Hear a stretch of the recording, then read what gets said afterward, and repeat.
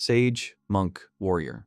When someone reaches adulthood, they are given a profession through divine revelation that matches their personal strengths. It is said that the greatest profession is considered to be the swordsman mage above all. The boy stood by the priest and thought that he would definitely become a magical swordsman. This was not just his aspiration. He had been thirsting for this reward, sparing no effort until this very day.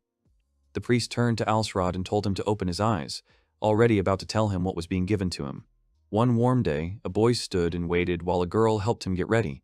The elf turned to him and said that he was incredibly cheerful today. Mr. Alsrod asked if this was true, and then said that she seemed to be too. It was Labiala. The girl agreed with a smile and said that she had been serving him for 17 years, helping with everything he needed. The guy turned around with a smile and said that today he was also looking forward to the fact that he would soon receive a profession. He joyfully exclaimed that he was the one who would become a magical swordsman to end the century-long civil war. Labiala asked the boy not to seek adventure in the war. She thought about it and said that it would be better if he became a sage like her, because then he would work next to her in the research center. Alsrod said that it made no difference to him whether it was peace or battle, because there was no need for it if he had the strength. Even when he was a child, he always longed for power. He wanted to protect everyone by becoming a magic swordsman. His mother always smiled happily when he said this. Did Alsrod genuinely want to become strong in order to protect his mother, or was that just the case in the beginning? He wanted to surpass Laviala, so he asked to be trained, and trained all this time.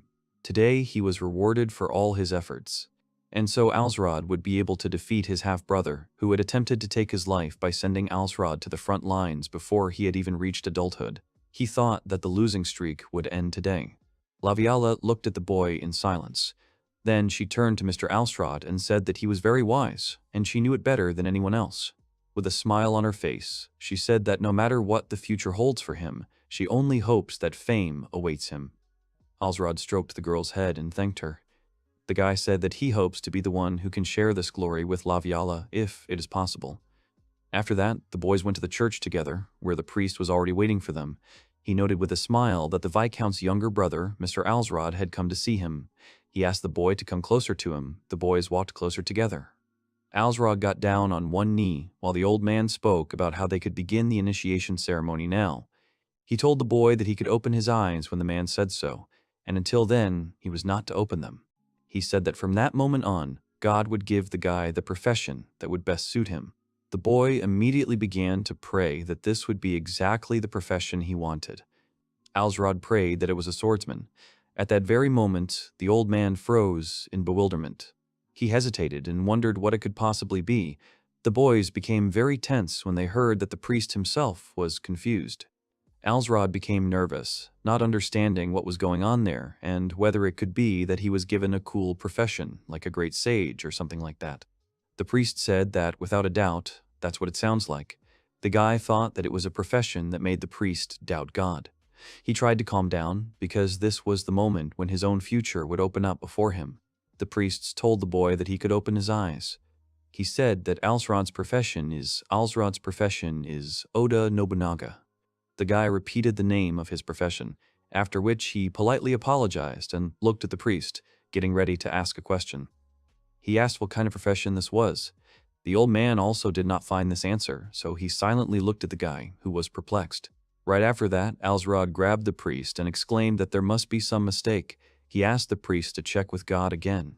The man said that one cannot doubt God's revelation, but it bothered him too, so he checked twice and there was no mistake.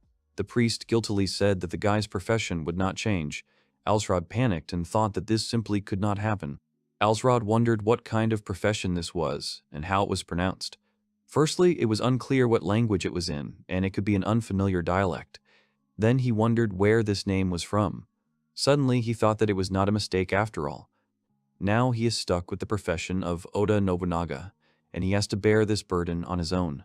The priest said that, in any case, having received a profession, he was blessed by God, and if he lives righteously in accordance with his profession, peace and success will be his. Suddenly, Alsrod thought and had an idea. He angrily asked the priest if it was really his brother who had persuaded the priest to harass the boy. The man exclaimed that it was simply impossible. The priest calmed down and said that he was simply conveying the word of God. Labiala looked at the master and looked at him with sympathy. The girl asked him not to be too upset, but Alsrod asked why he should be happy. He said that he just wanted to almost go to bed. Laviala asked if he had really been given an unwanted profession. The guy put his head on the wall and told the girl that his profession is owed to Nobunaga.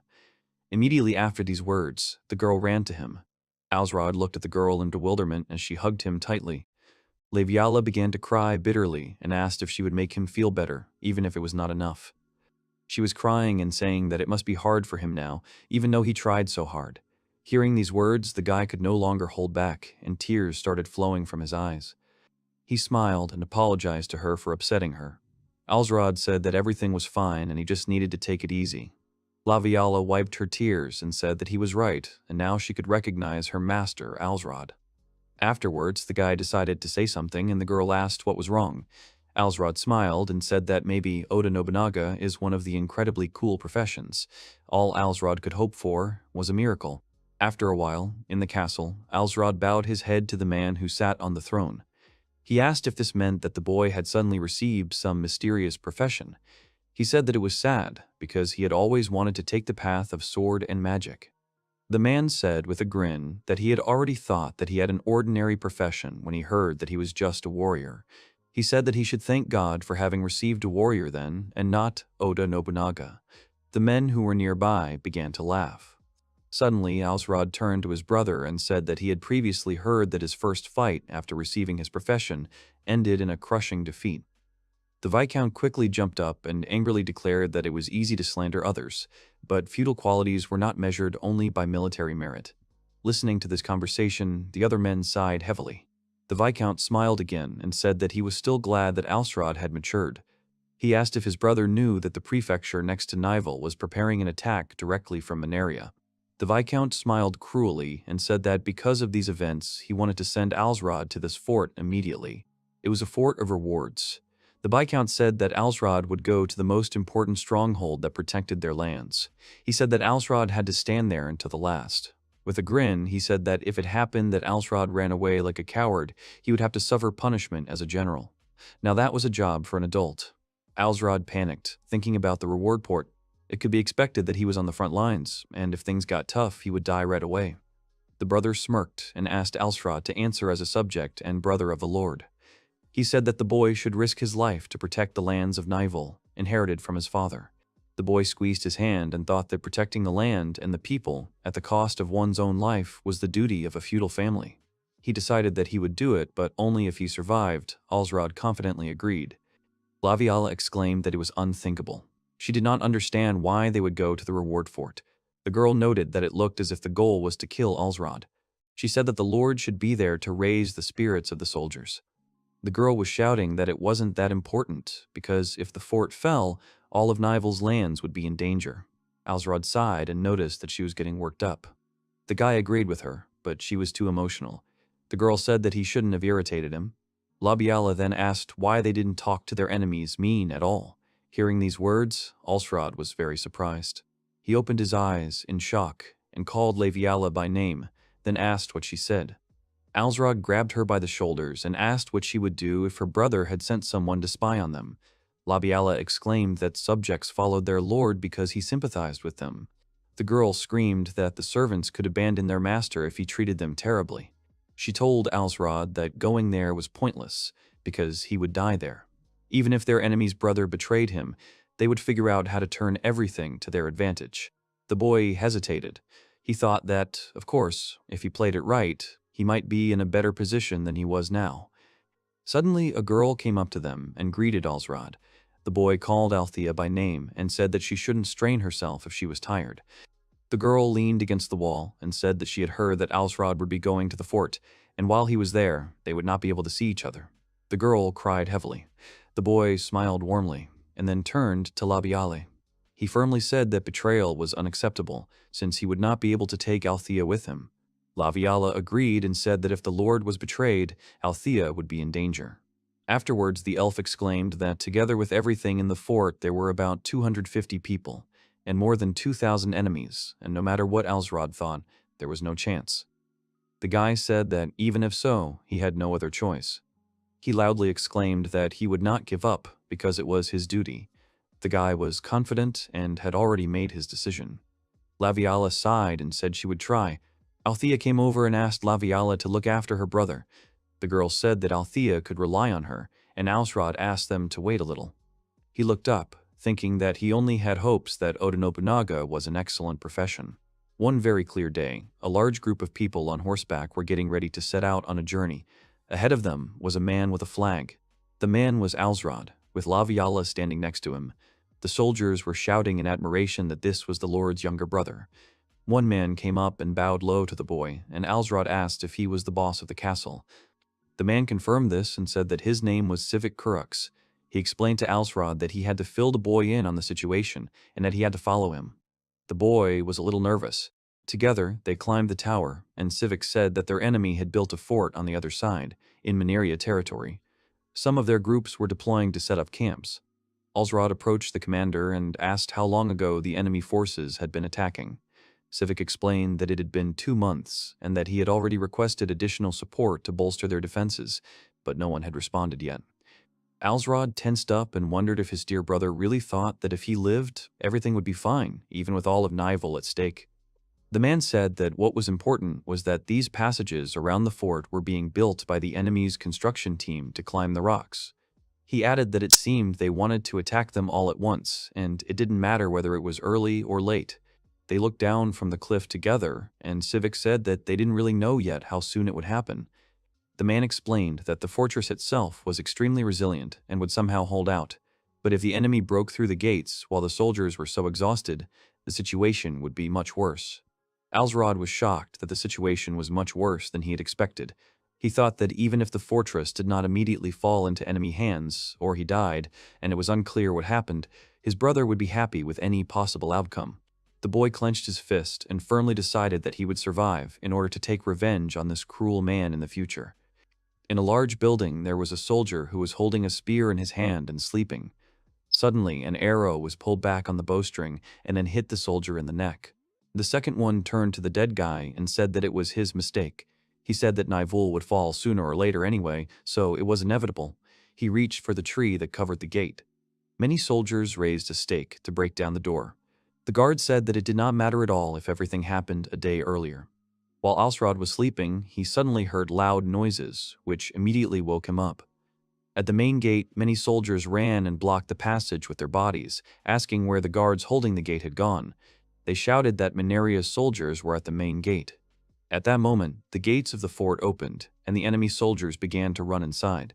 Under loud cries of fear and help, they killed everyone they saw in front of them.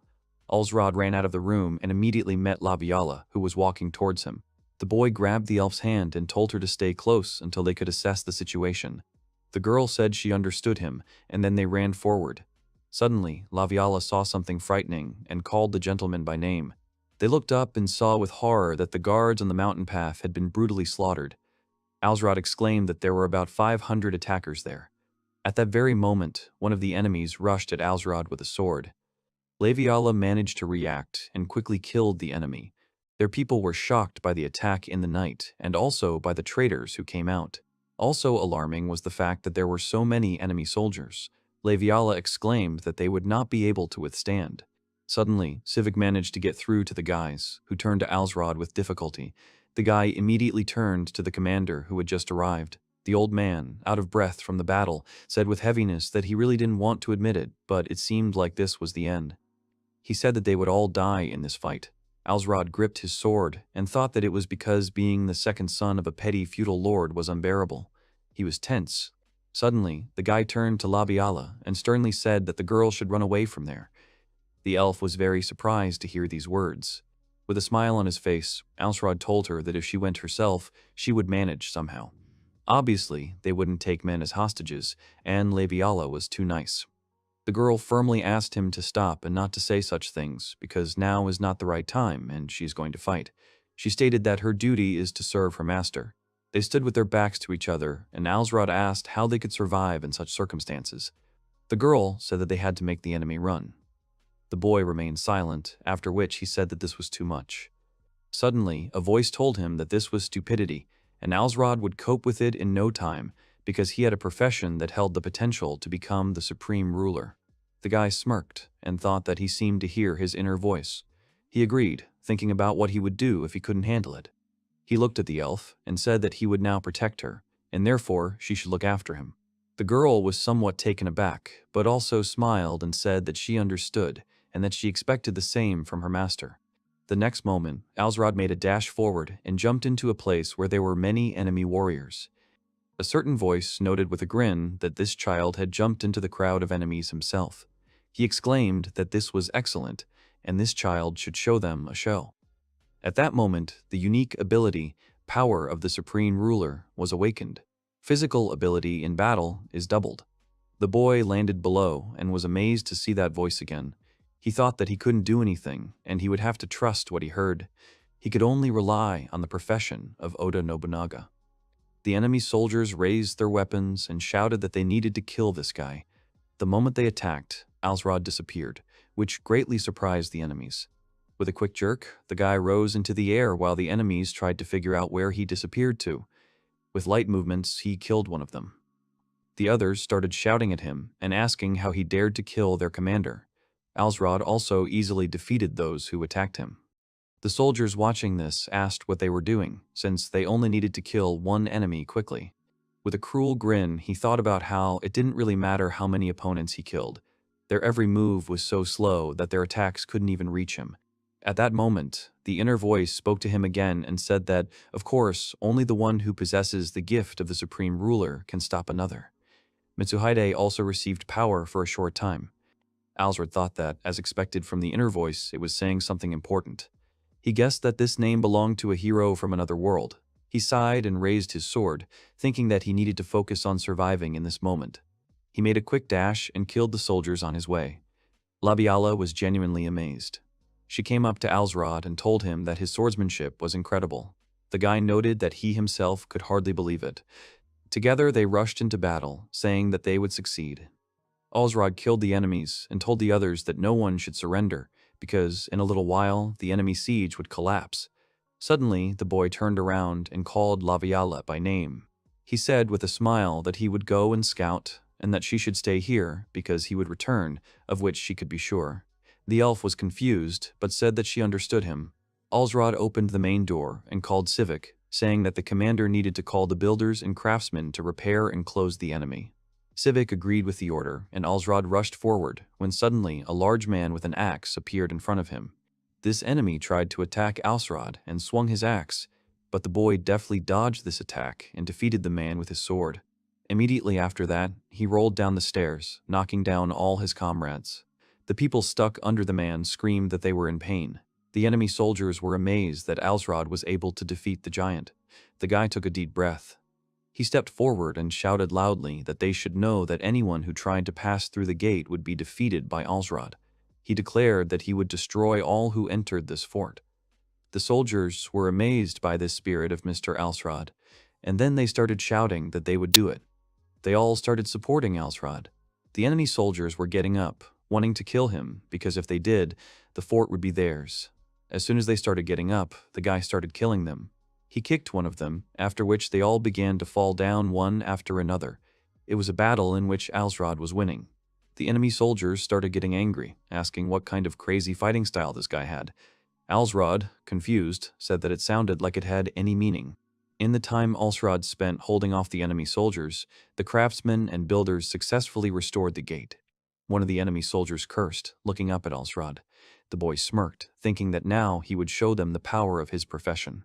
Immediately after that, he rushed at incredible speed straight at the enemy soldiers, telling them that they should get out of his way. He was scared, but the guy did not give them enough time to escape. He killed almost all of them very quickly. One of them tried to attack Alsrod with a spear. The guy quickly jumped up and killed the attacker with one swing of his sword. The enemy soldiers were scared, so they shouted that they were temporarily retreating. Alsrod stood in the middle of a pile of bodies and sighed, saying that they were gone. Suddenly, he heard someone screaming and turned around. Someone was screaming that this was not all. Labiala, surrounded by enemies, screamed that she would not give up until she found Lord Alsrod. The girl was badly wounded. Seeing this, the boy cursed, remembering what he told her to wait in the fort. Labiala screamed that she would not let Mr. Alsrod die alone. The boy ran towards her, sighing at the realization that she thought he was going to die for them. He had come to the conclusion that she was beyond repair, and this big baby had been with him since he was born. It was only natural that she wanted to be there for him when they died. He quickly pulled out his sword and attacked the enemy soldiers, thinking that he didn't even intend to die there, so she should survive too. The inner voice loudly agreed with him and said that everything was right and the deaths of Alsrod and his subjects were boring to him, so he should hurry. It gave the boy the unique ability, Pride of the Supreme Ruler, which awakened immediately. With one light swing of his sword, he was able to completely defeat one of the soldiers. While he defeated the rest, the soldiers were terrified and said that he was a monster. In the end, he killed them all. Immediately after Alsrod finished, he rushed to Labiale, who was sitting on the floor and silently looking at him. The guy quickly asked if she was okay, but the girl only called his name. Suddenly, she quietly apologized, which greatly surprised Alsrod. The girl burst into tears and said that she was simply afraid to leave the guy alone. Alsrod winced and hugged her with a smile, then said he would scold her a little later. He added that he was extremely glad that she was okay. Unable to stop her tears, Labiala was grateful to God that Mr. Alsrod had survived the battle. The boy was surprised and said that he should be the one saying that, since it was Labiala who was in danger. Continuing to cry bitterly, the girl said that he went alone, and she already thought that he died. Her emotions were so strong that she only repeated that she was very scared. The guy stroked her head and said that if she was feeling better, she could cast some restoration magic on him, since he was pretty tired due to the strength of his profession. Suddenly, he thought about his profession and the voice he heard a little earlier. The unknown one spoke when he defended his property. The guy could guess what it meant. Realizing this, he hugged Laviala tightly, who was confused by the guy's strange behavior. She blushed and told Mr. Alsrod that she was in pain.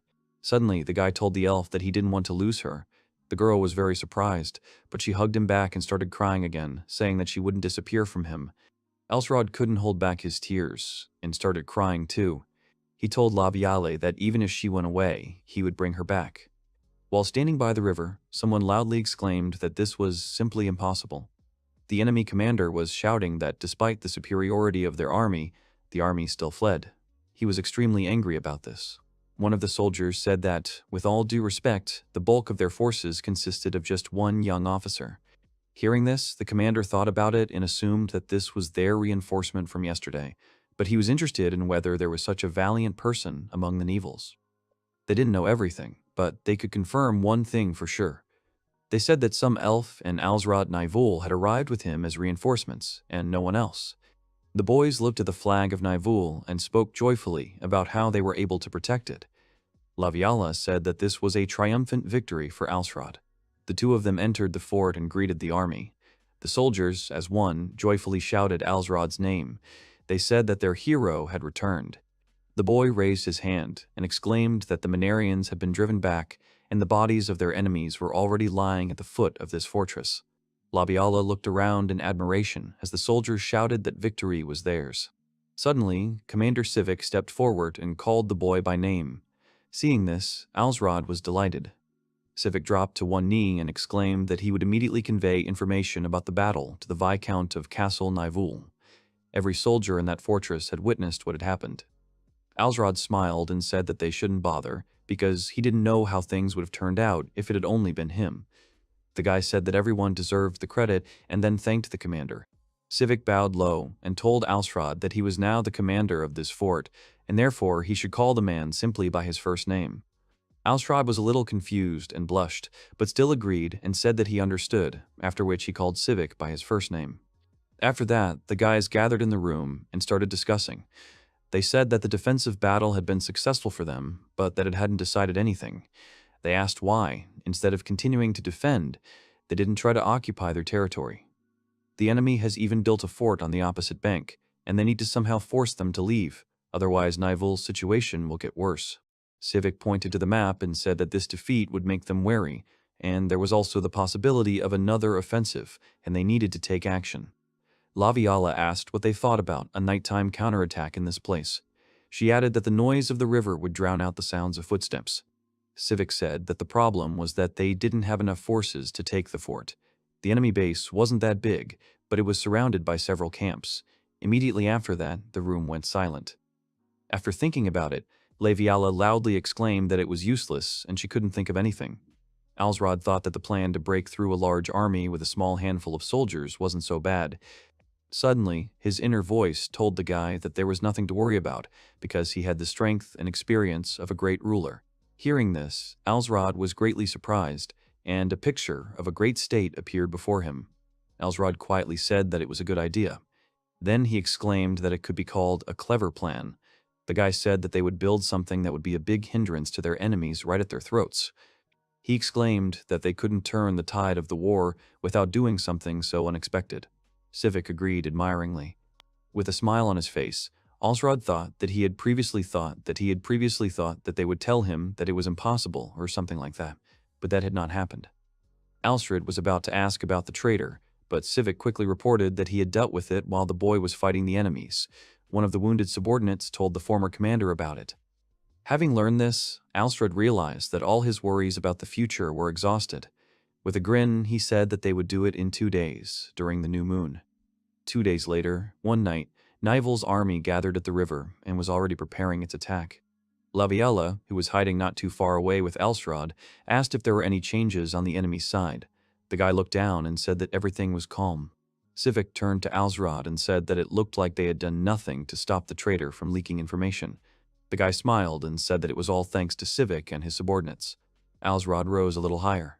As he climbed up, the guy told the others to listen carefully to his words, because it depends on time. He said they shouldn't think about what would happen if they couldn't do it before sunset. He told them to try their best if they didn't want to die. He had already told them what they had to do before, and he was counting on them. Slowly the warriors began to descend and prepare for the attack. Alsrod thought that, in truth, their work was beyond what he'd imagined.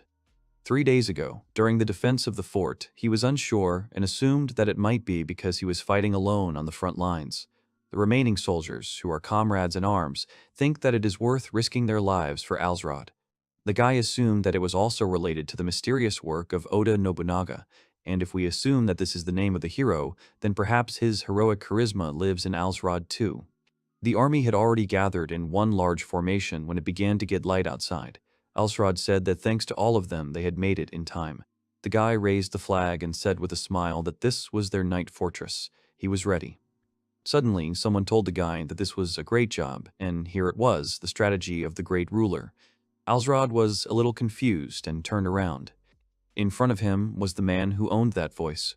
He said that if someone built a fort in enemy territory for one day, the enemy would lose heart, causing chaos among the troops.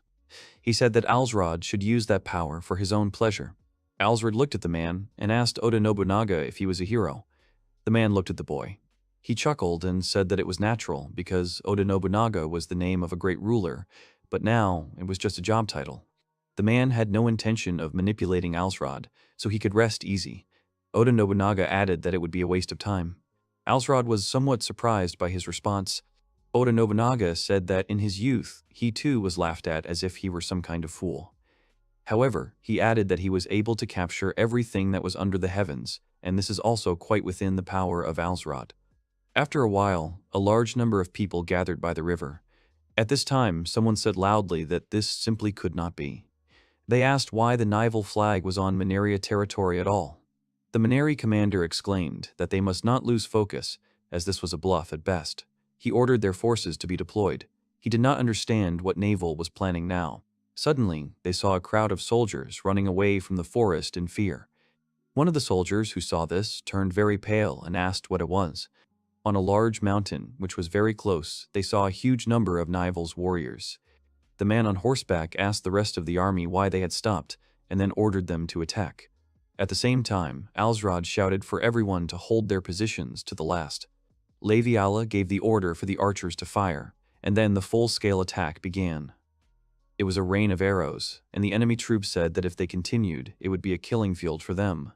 One of them started to run away, thinking that they should retreat, but in the blink of an eye, an arrow flew into his chest, and he died. They realized that they were easy prey. Laviala exclaimed that they would not get up to them. Several warriors noticed a possible passage and pointed to it, saying that they could go there. They began shouting for the others to get up faster. One of the soldiers went up to Alsrod and quickly reported that Mineria's army had already penetrated the fort. Hearing this, the boy was very surprised. The enemy soldiers quickly rose forward, sensing danger. Alsrod waved his hand and told them that they had to kill absolutely anyone who got up there. Laviala followed the order and began shooting at the enemies with the other archers. Alsrod smirked as Sivik spoke about how he was a little worried about how effective such a fortress would be, but it seemed to be doing its job well. The guy replied that he had the rather intuitive idea that by adding structural height he could create a dirt fort. At this time, the enemy soldiers who were running upstairs exclaimed that they were not there. One of them pointed at something in fear and asked his friend to look at it. In front of them, they saw that the path was breaking off. Oda Nobunaga said that it was a trench. After such a path, the warriors were suddenly at a loss and stopped. The soldiers were shouting loudly and asking where they had gone. Suddenly, one of them noticed and said that they were up there. The enemy army was very surprised that they had not noticed. One of them threw down his shield and suggested that they could use their boat as a bridge. However, before the man could finish his idea, an arrow pierced his head. Lady Ala said with a smile that she was not afraid of the enemies who fell for Alsrod's trick. At least she would never lose to people tired of stupidity and naivety in their path. Alsrod said that he was also surprised by the effectiveness of his strategy. The soldiers fell before their commander and said that they could not attack because the losses had already exceeded hundreds of people. The man cursed and agreed, after which he announced a temporary retreat. Sivik turned to Alsrod and asked if they should give chase. The boy said it was not worth it, since they still had fewer soldiers and the enemy would have the advantage once they left the fort. After the battle, Alsrod said that they had all fought well. If it hadn't been for their courage, the strategy wouldn't have worked. He thanked them. They started shouting and praising Alsrod. They were happy and praising both Alsrod and Nival. As expected, Sivik and Laviala were also supporting him. The guy was smiling. He raised his hand in victory. After receiving news of Nival's victory, the elder brother Geisel sent additional reinforcements to the reward fortress. The war on Mineria's side had turned into a power struggle, so the situation had been restored. After receiving orders from his brother to return, Alsrod prepared to leave. The boy gathered in front of the army, who wished him a safe journey. Sivik said that Alsrod was not a wounded hero, thanks to whom they were able to protect Nival. The boy said that if he was a hero, then so was Sivik. He said that they must fight bravely. Oda Nobunaga laughed loudly and said that Alsrod simply could not help but brag. The boy turned to the spirit and told him to shut up. Sivik watched in bewilderment. After that, they went on their way.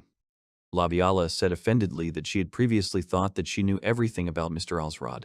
She said that the results of the war were beyond what she had imagined. He looked at her and said that, whatever it was, they had exceeded his expectations.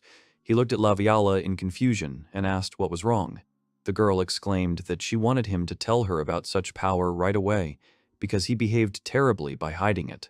Alsrod said that he himself could not imagine that he would be so strong. He assumed that it was all thanks to his work. Hearing this, the girl looked at him and asked if he was talking about Oda Nobunaga. Alsrod smiled and said that it was exactly as she had guessed.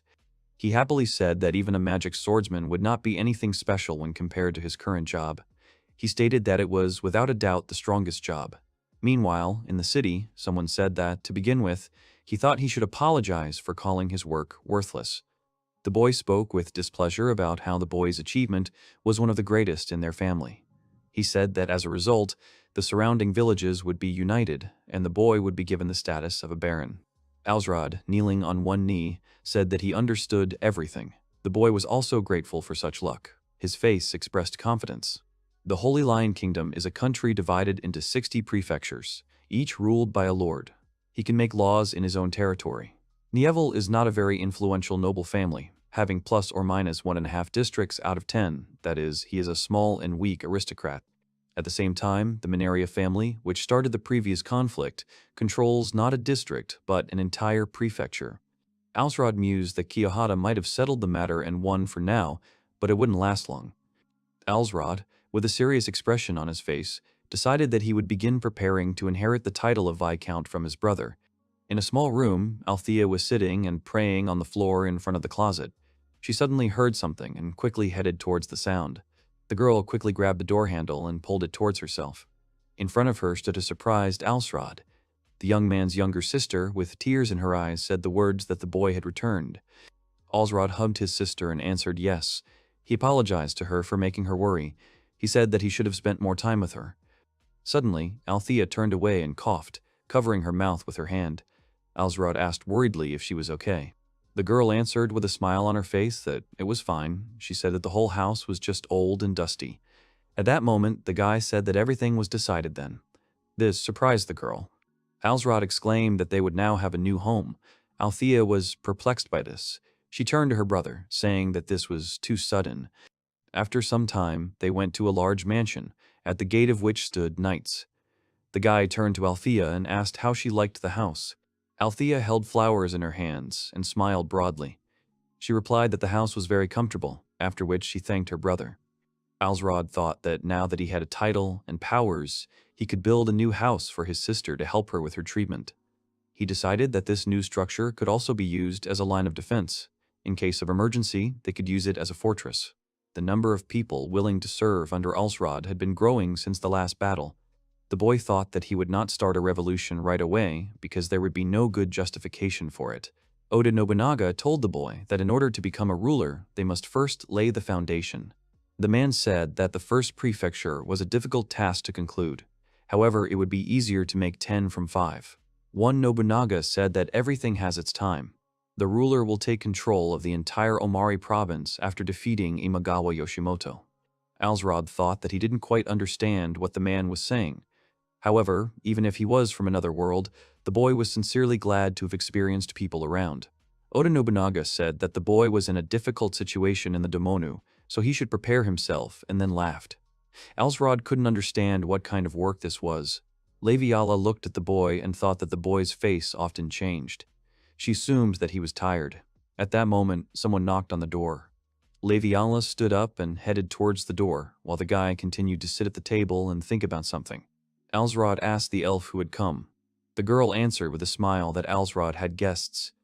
The guy was perplexed by the announcement of the guests who had arrived. He suddenly rose from his seat with a surprised sigh. In front of Alsrod stood Civic Kuruks and other guys. The man said that they hadn't seen each other for a long time, calling Alsrod a baron. Alsrod quickly grabbed the man's hand and replied that he was glad to see Civic again. He asked the man what had happened. Civic replied that he had been relieved of his post, and a new man had been appointed to lead the fort. The boy wondered what the soldiers he had fought with at the river were doing here. He noticed that there was a big guy with them. Civic began to talk about how, if possible, he would like to serve under the guy as his assistant. Alsrod replied that he would be only too glad. He said that he would inform his brother of this. Civic sighed contentedly and said that even if his bones were ground and crushed into dust, he would serve the boy until the very end. Civic and Alsrod shook hands. The boy thanked the man, saying that he hoped for his help. Suddenly, someone addressed the guy, calling him a kid, and said that the guy should focus on improving the economy. Oda Nobunaga said that people would not listen to a ruler without money. Alsrod mentally replied that he understood the man. He asked how he could solve this. Meanwhile, Laviala asked Civic if he had inspected the building yet. Oda Nobunaga replied that it was simple. He told the boy not to allow the stalls to operate without paying taxes. The man said that they should try it on a small scale first. Meanwhile, at Seijo Castle, when the merchants make a profit, they will also get their share. One man calls out to another and asks what he is doing. He was asked if he was really going to open a shop in Haruto village. Taxes should be collected where the money is actually there. Collecting them from 1 or 2 people wouldn't be such a big deal. The man laughed and said that with the current sales, he wouldn't advise him to do that. He asked if he had a counter with taxes paid. When the man saw the papers, he was very shocked. He could not believe the income tax and duties. The city and its surroundings will certainly change. 6 months had passed since then. The boys were walking around the city. Alsrod was talking about how the market he had walked through as a child had never been so lively. He told Laviale that it was like a dream come true. The boy was glad that it had brought such success. Laviala said that more and more people from Kiyohara Castle are arriving to them. She said that the number of officers has also increased, and they continue to renew their military documents. The girl turned to Alsrod with a smile, saying that they had also received an offer from the elf. In front of the guy stood a stack of Laviala's finished work. He said that he did not have time to rewrite the documents, and there were more of them every hour. Laviala addressed Alsrod by name, which caught his attention. She said the boy seemed to have a newfound charm.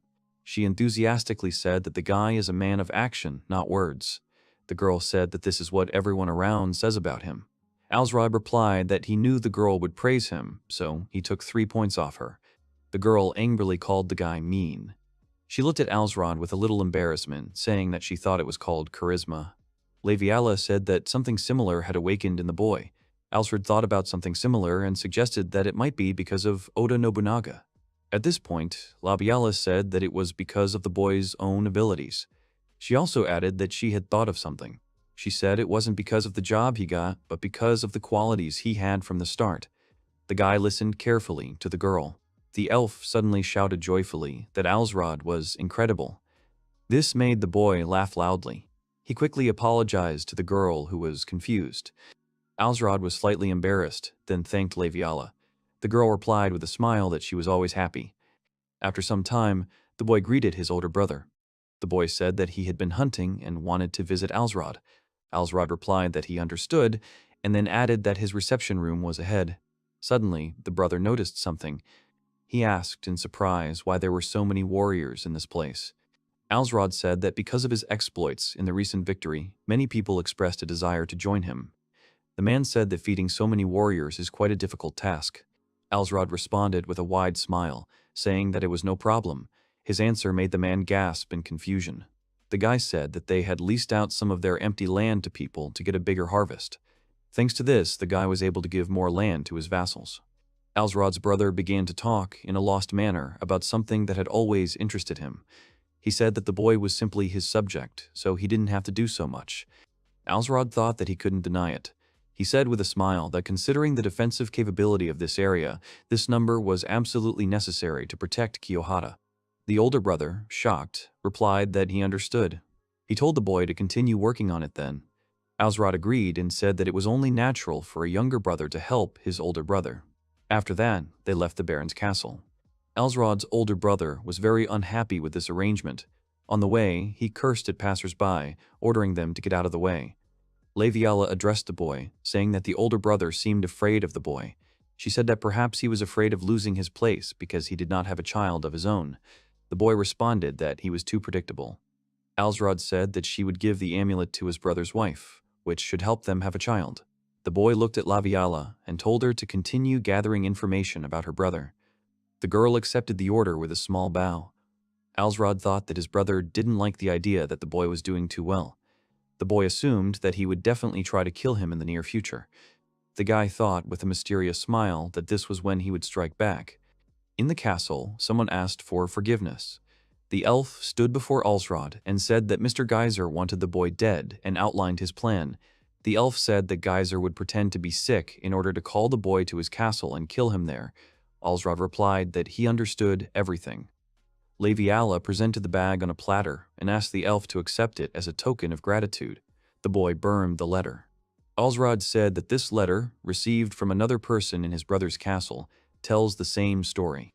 Laviala speculated that he was planning to kill the boy by feigning illness. She said the odds were indeed stacked in their favor. Alsrod clutched the remains of the letter and said that, frankly, he would be glad if his brother died of illness. The girl spoke in confusion about how hard it would be for the guy to kill his own brother. Alsrod couldn't deny the fact that he was his blood brother.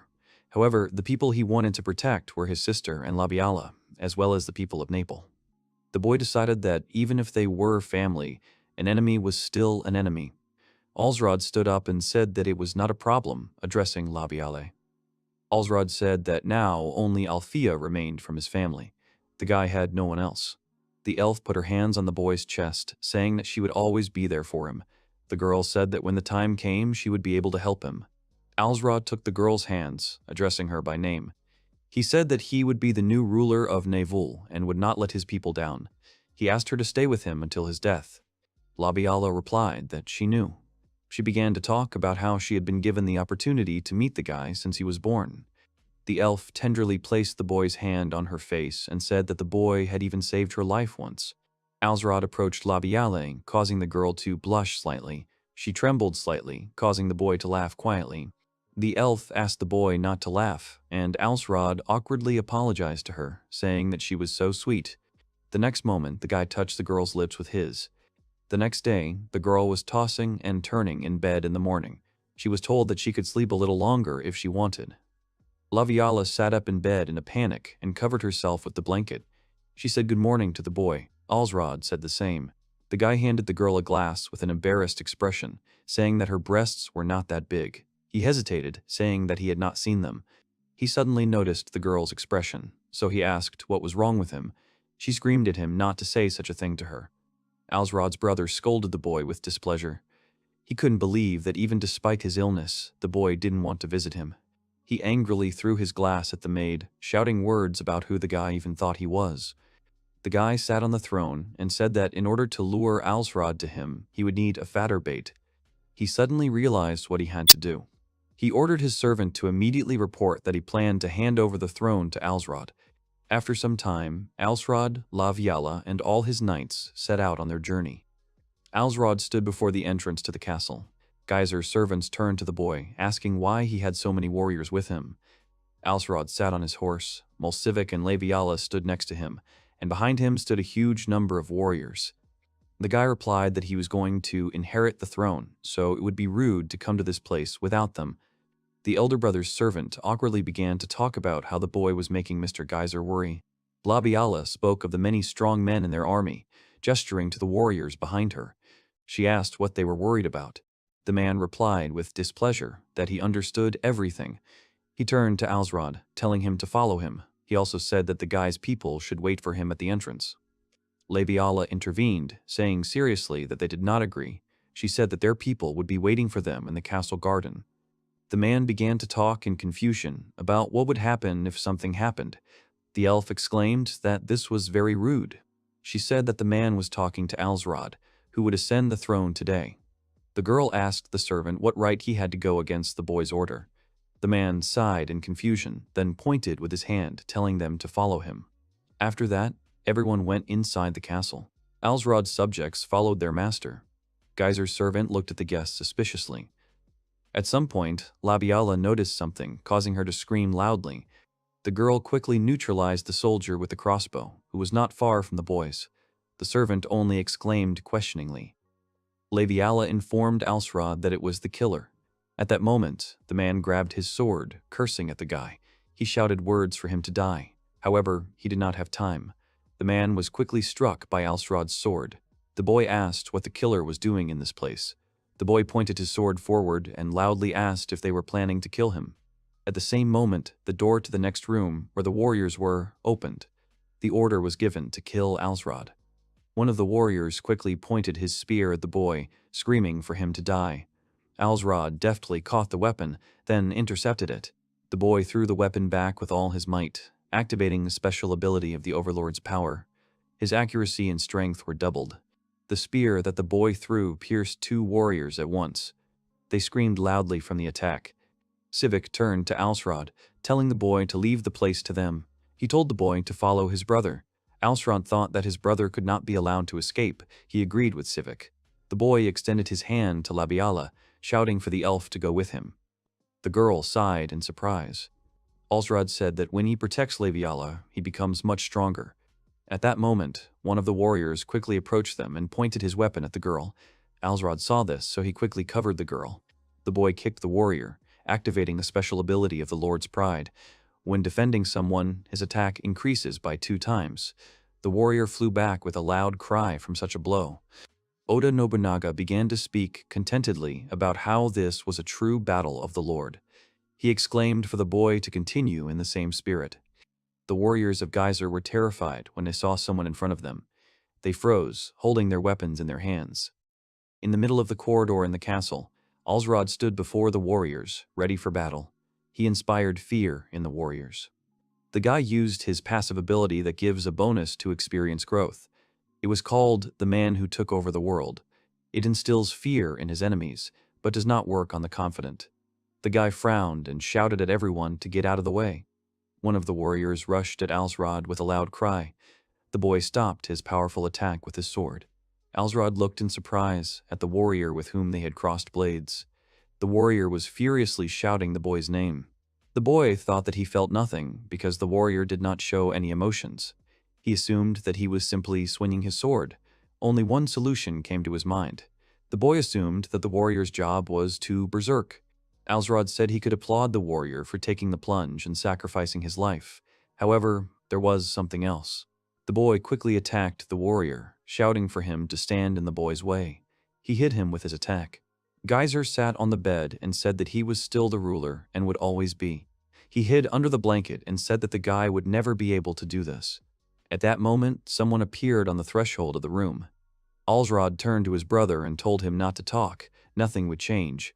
This greatly frightened Geyser, causing him to scream. The boy stood and looked at his brother carefully. He thought that Geyser could not escape. Moreover, all his men were guarding the corridors. Alsrod would have spared his life if his brother had handed over the throne to him.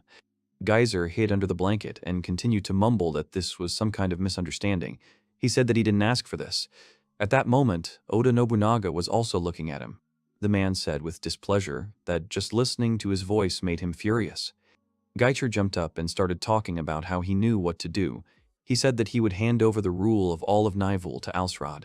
He said that from now on, the boy would be the ruler of all their lands. Alsrod listened to his brother in silence. Alsrod knelt down before his older brother and thanked him for the honor. At that moment, Geyser pulled out a blade from behind his back. The older brother rushed at Alsrod, screaming for him to die, but the boy defended himself and then wounded his brother, surprising him.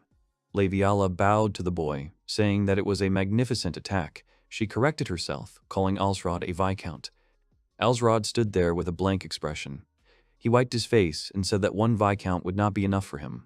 The guy was talking about how even Mineria Eris Cultus was named such after taking just one county. The boy thought about how he needed to become stronger to protect Nivul. He decided that he would start by taking all of Fordnelia's districts. Civic informed the boy that they had combed the entire castle and restricted the enemy's movement. Alsrod replied that this was good. Alsrod ordered his words to be spread that he would now rule Nivul. The guy sat on the throne and said that he would not only protect Nivul, but would go even further. Alsrod said that, in other words, he plans to become the overlord. He wanted his subjects to watch him closely. The boy smiled and said that a new era was coming, an era of their lands under one banner.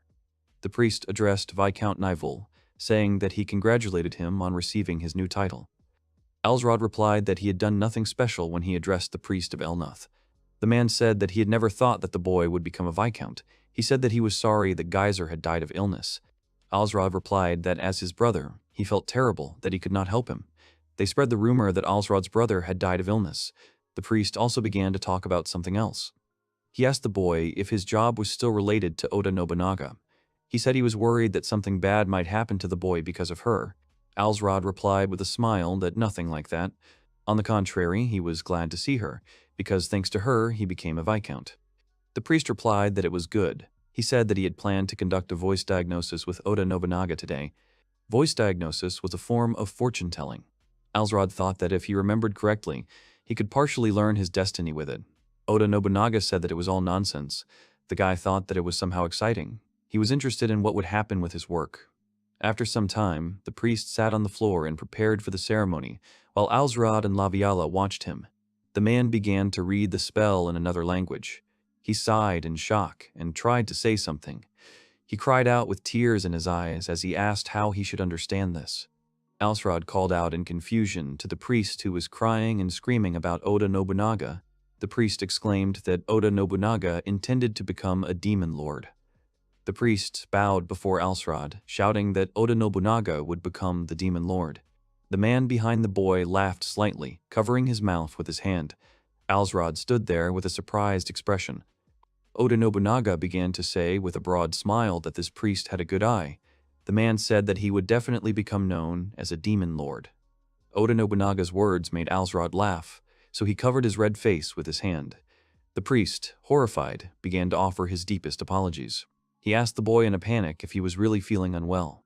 Alsrod extended his hand forward and waved it, saying that this was probably even for the better. The priest, right in front of him, asked if this was so. Leviala asked with a wide smile about how the demon lord was still the lord. The elf said that this was the perfect job for Alsrod, who was aiming to become the king. Alsrod looked at the girl, saying that he would do everything in his power to be a benevolent ruler and avoid the clutches of evil. The priest was horrified. He mumbled something uncertainly. He said that although the royal family had declined, it still continued to exist. The priest said that he thought it was not worth mentioning often. Alsrod smiled and told the priest not to worry. The boy said that if he had the chance, he would defend the crown. At that moment, the young man turned towards the girl who was standing behind him and called out her name. Alsrod asked Laviala that she hadn't gotten her job yet. The girl sighed in surprise, confirming the guy's words. The boy pointed to the priest, saying that it was nice. He said to Laviala why she didn't go with the priest to the castle chapel and get it. The man said that if it was in the chapel, there would be no problem. Laviala answered Alsrod that she understood. She said that if getting a job would help the guy, she would be only happy. The girl with a wide smile waved to the young man, saying that she was going. After some time, Alsrod thought while working that it would be great if the girl got a normal job, unlike him. He assumed that none of the feudal lords had any complaints. While Laviala was at the ceremony, Alsrod thought about expanding the territory. Alsrod thought that in order to expand, they would need a good plan to eliminate their enemies one by one. If they could form a non-aggression pact, then they could set their sights on the Viscountcy of Marl. Suddenly, Alsrod, who was busy with his work, was loudly called by name. In front of the guy stood Laviala, who, with a wide smile on her face, told him that her job was an archer. Alsrod froze in shock at this news. He could only sigh in surprise. He wiped the sweat from his face and said that it was much more normal than he thought. The guy sighed in relief. It was still a little unusual for him. Laviala replied that if you compare it to his work, then it was possible. Laviala happily nudged the boy, telling him that with the help of the archer, she received an incredible increase in stamina, and any attacks from the bow were strengthened by 30%. She exclaimed that she wanted to try it right now. The girl told Alsrod to go with her. The boy agreed with a smile. The man who had been in the room with Alsrod was left alone. He awkwardly said words about the boys taking care of themselves. The couple walked down the hallway and talked. Alsrod said Laviala was so happy about it that she forgot to knock. The girl sighed in surprise, then apologized. She said she was really happy about it. After some time, the guys reached the shooting range, where quite a lot of warriors had gathered. Laviala readied herself and drew her bowstring while Alsrod watched her closely. The girl took a deep breath. The elf thought it was amazing because her mind was calm. She felt a surge of strength. Laviala had no doubt. The girl opened her eyes and thought with confidence that she was now at the peak of her powers, after which she released the arrow. The arrow from Laviala's bow flew out with insane speed and force. Alsrod and the others were shocked by what they saw. The arrow hit the target. The observers saw that the girl's arrow destroyed the target and ended up in a huge rock behind. They noted that this would have been an instant death. Alsrod turned to the girl with great delight, saying that it was incredible. He said that Laviala could become the most powerful archer in the world. The boy told the girl that this way she would be able to fight on the battlefield without any problems. Laviala agreed, saying that now she would be able to defeat Almus's enemies while staying close to Alsrod. The young man told the girl that with her abilities, she would have no problems commanding the elves. Alsrod looked at Laviala with a smile and told her to continue practicing because the time when her abilities would be useful to them was near. The girl wondered what that could mean. The boy told Laviala that they were going to carry out the largest territorial operation in the history of the Viscounty of Nivul. Sometime later, on the plains of Hughes County, Alsrod gathered his army and headed for the Viscounty of Marl in the east. One of the soldiers blew a loud trumpet. The knights on horseback set off, shouting. The man in front shouted for the warriors to show these Navolians where their place was. He ordered everyone to attack. At that moment, Laviala quickly drew her bowstring. The man leading the squad had a huge hole in his chest the next moment, shocking the soldiers nearby. The man fell and the soldiers started screaming. They couldn't figure out where the attack was coming from. Someone was screaming in fear that he didn't want to die. All the warriors began to quickly run away in panic in different directions. The warrior on the horse shouted for them not to run away from the battlefield. At this moment, the man noticed a large number of approaching warriors. The leading man quickly pierced him with his spear, which left his subordinates in shock. A battle began on the plain. One army of soldiers found itself surrounded by another. A soldier who was watching the scene shouted out that something was wrong with the cavalry. He exclaimed that he would report it to Viscount Marl immediately. The soldiers said that it would take them some time to get to them. At this point, Alsrod, with an anticipatory smile on his face, spoke the words for them to go forward. The man sat and, deep in thought, spoke about how their ranks had been broken. He asked if maybe they should retreat. He said that it was such pressure from a weak ruler. A moment later, the soldier, in shock, called out loudly to the Viscount. He shouted that there was an enemy ahead. The soldier reported that the enemy was approaching the main camp. He said that Alsrod himself was in front of everyone. The Viscount jumped to his feet in shock and shouted a question about whether the guy was really such a fool. The Viscount quickly gave the order to the archers to attack. Alsrod had recently been asked if he personally wanted to break into the enemy camp. Labiala then exclaimed that it was dangerous. She asked the boy to be more reasonable. Alsrod replied that they knew how Viscount Marl was well prepared for protracted battles. But what he certainly did not expect was Alsrod personally attacking the main camp. He asked if someone could be his shield while they reached their camp. At that moment, someone raised their hand and asked to be allowed to act as Alsrod's shield. The young man then replied that his bravery had touched Alsrod. The boy ordered the young man to state his name. The soldiers rushed forward to attack. Some were hit by arrows, causing them to fall from their horses. Alsrod was protected by a young elf with his shield. He screamed loudly, taking the arrows. The Viscount's soldiers shouted in shock that they were not stopping. The Viscount shouted back that he did not care. He ordered them to continue firing. The soldier began to shout that it was useless because they were already in the camp. However, he did not have time to finish because he was attacked by a horse's hoof. The boy exclaimed that his name was Alsrod Nivol, and he was here to deal with Viscount Marl. The soldiers nearby were shocked because the boy had just said his name. They said that this couldn't be true. The name Nivol shocked them. Viscount Marl noticed with great surprise that the boy was Viscount Nivol. He joyfully exclaimed the words that if they killed the boy, then they would win immediately. He rushed to attack Alsrod. However, the boy with the terrifying aura told the Viscount to go away on his way. The old man screamed in fear. He ran away, which made everyone stand there in bewilderment. They couldn't believe that he just decided to run away. Oda Nobunaga said with displeasure that the man was such a weakling, and a Viscount like Alsrod. He couldn't believe it. Viscount Marl ran from everyone and shouted that he was not going to die here so easily. Meanwhile, Labiala prepared to shoot her bow. She stood not far from the battlefield and tried to aim at the soldiers running away in the duel. The next moment, the girl quickly fired her bow, hitting Viscount Marl.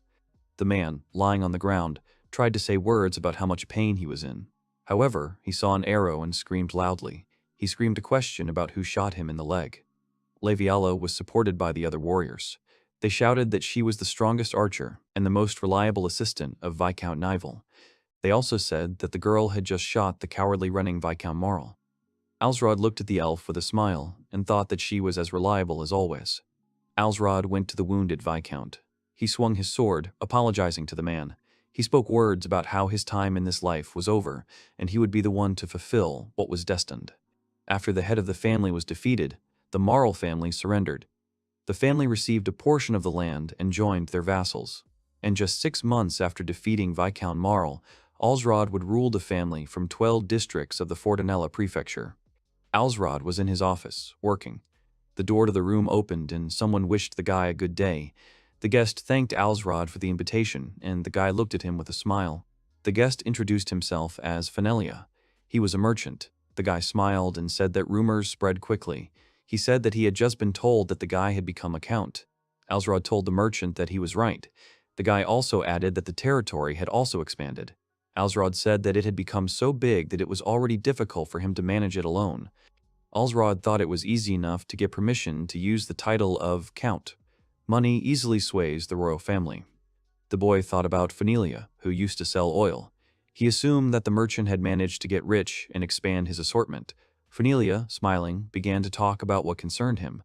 He said that thanks to Alsrod receiving the title of count, trade had gone uphill. For this reason, the merchant said that he would gladly help the count. Alsrod assumed that the merchant was talking about the boy imposing a tax on small shops and allowing people to open them without joining a merchant association. Oda Nobunaga said something about Raku Ichirakuza. He thought that sounded like something pagan. Alsrod looked at Fenelius carefully and said that he might be getting ahead of himself. However, the boy wanted the merchant to look for some underdeveloped cities nearby. Fenelia nodded and answered the count with a smile, saying that everything would be done. The reason Fenelia was entrusted with the management of commerce was to renegotiate their relationship with Mineria. Sometime later, during a truce, a messenger arrived from Mineria calling Alsrod a count. A month had passed since then. In the castle, someone was talking about their first meeting. The man responded in agreement, saying that he had come as an envoy from the Earl of Blantyre to congratulate Alsrod on receiving the earldom. Alsrod sat on the throne, and Labiala stood next to him. The boy replied that he was glad to hear this from a more experienced count. The envoy said that Manhwa was preparing to move her forces north. He said that it was there that the Earl of Blantyre hoped to form a stronger alliance. The envoy added that the Earl wanted to arrange a meeting between the two earls at a temple near the borders of their counties. Alsrod thought that he understood, because sometimes ambassadors were enough for that. However, it could also be an act of threat, meaning that they could attack at any moment. At that moment, Laviala called out Alsrod's name and asked him to be careful. The girl looked at the ambassador suspiciously, saying that this could be a trick on their part. The envoy bowed and said that the decision was up to Alsrod. The boy replied that he probably had an example of this proposal.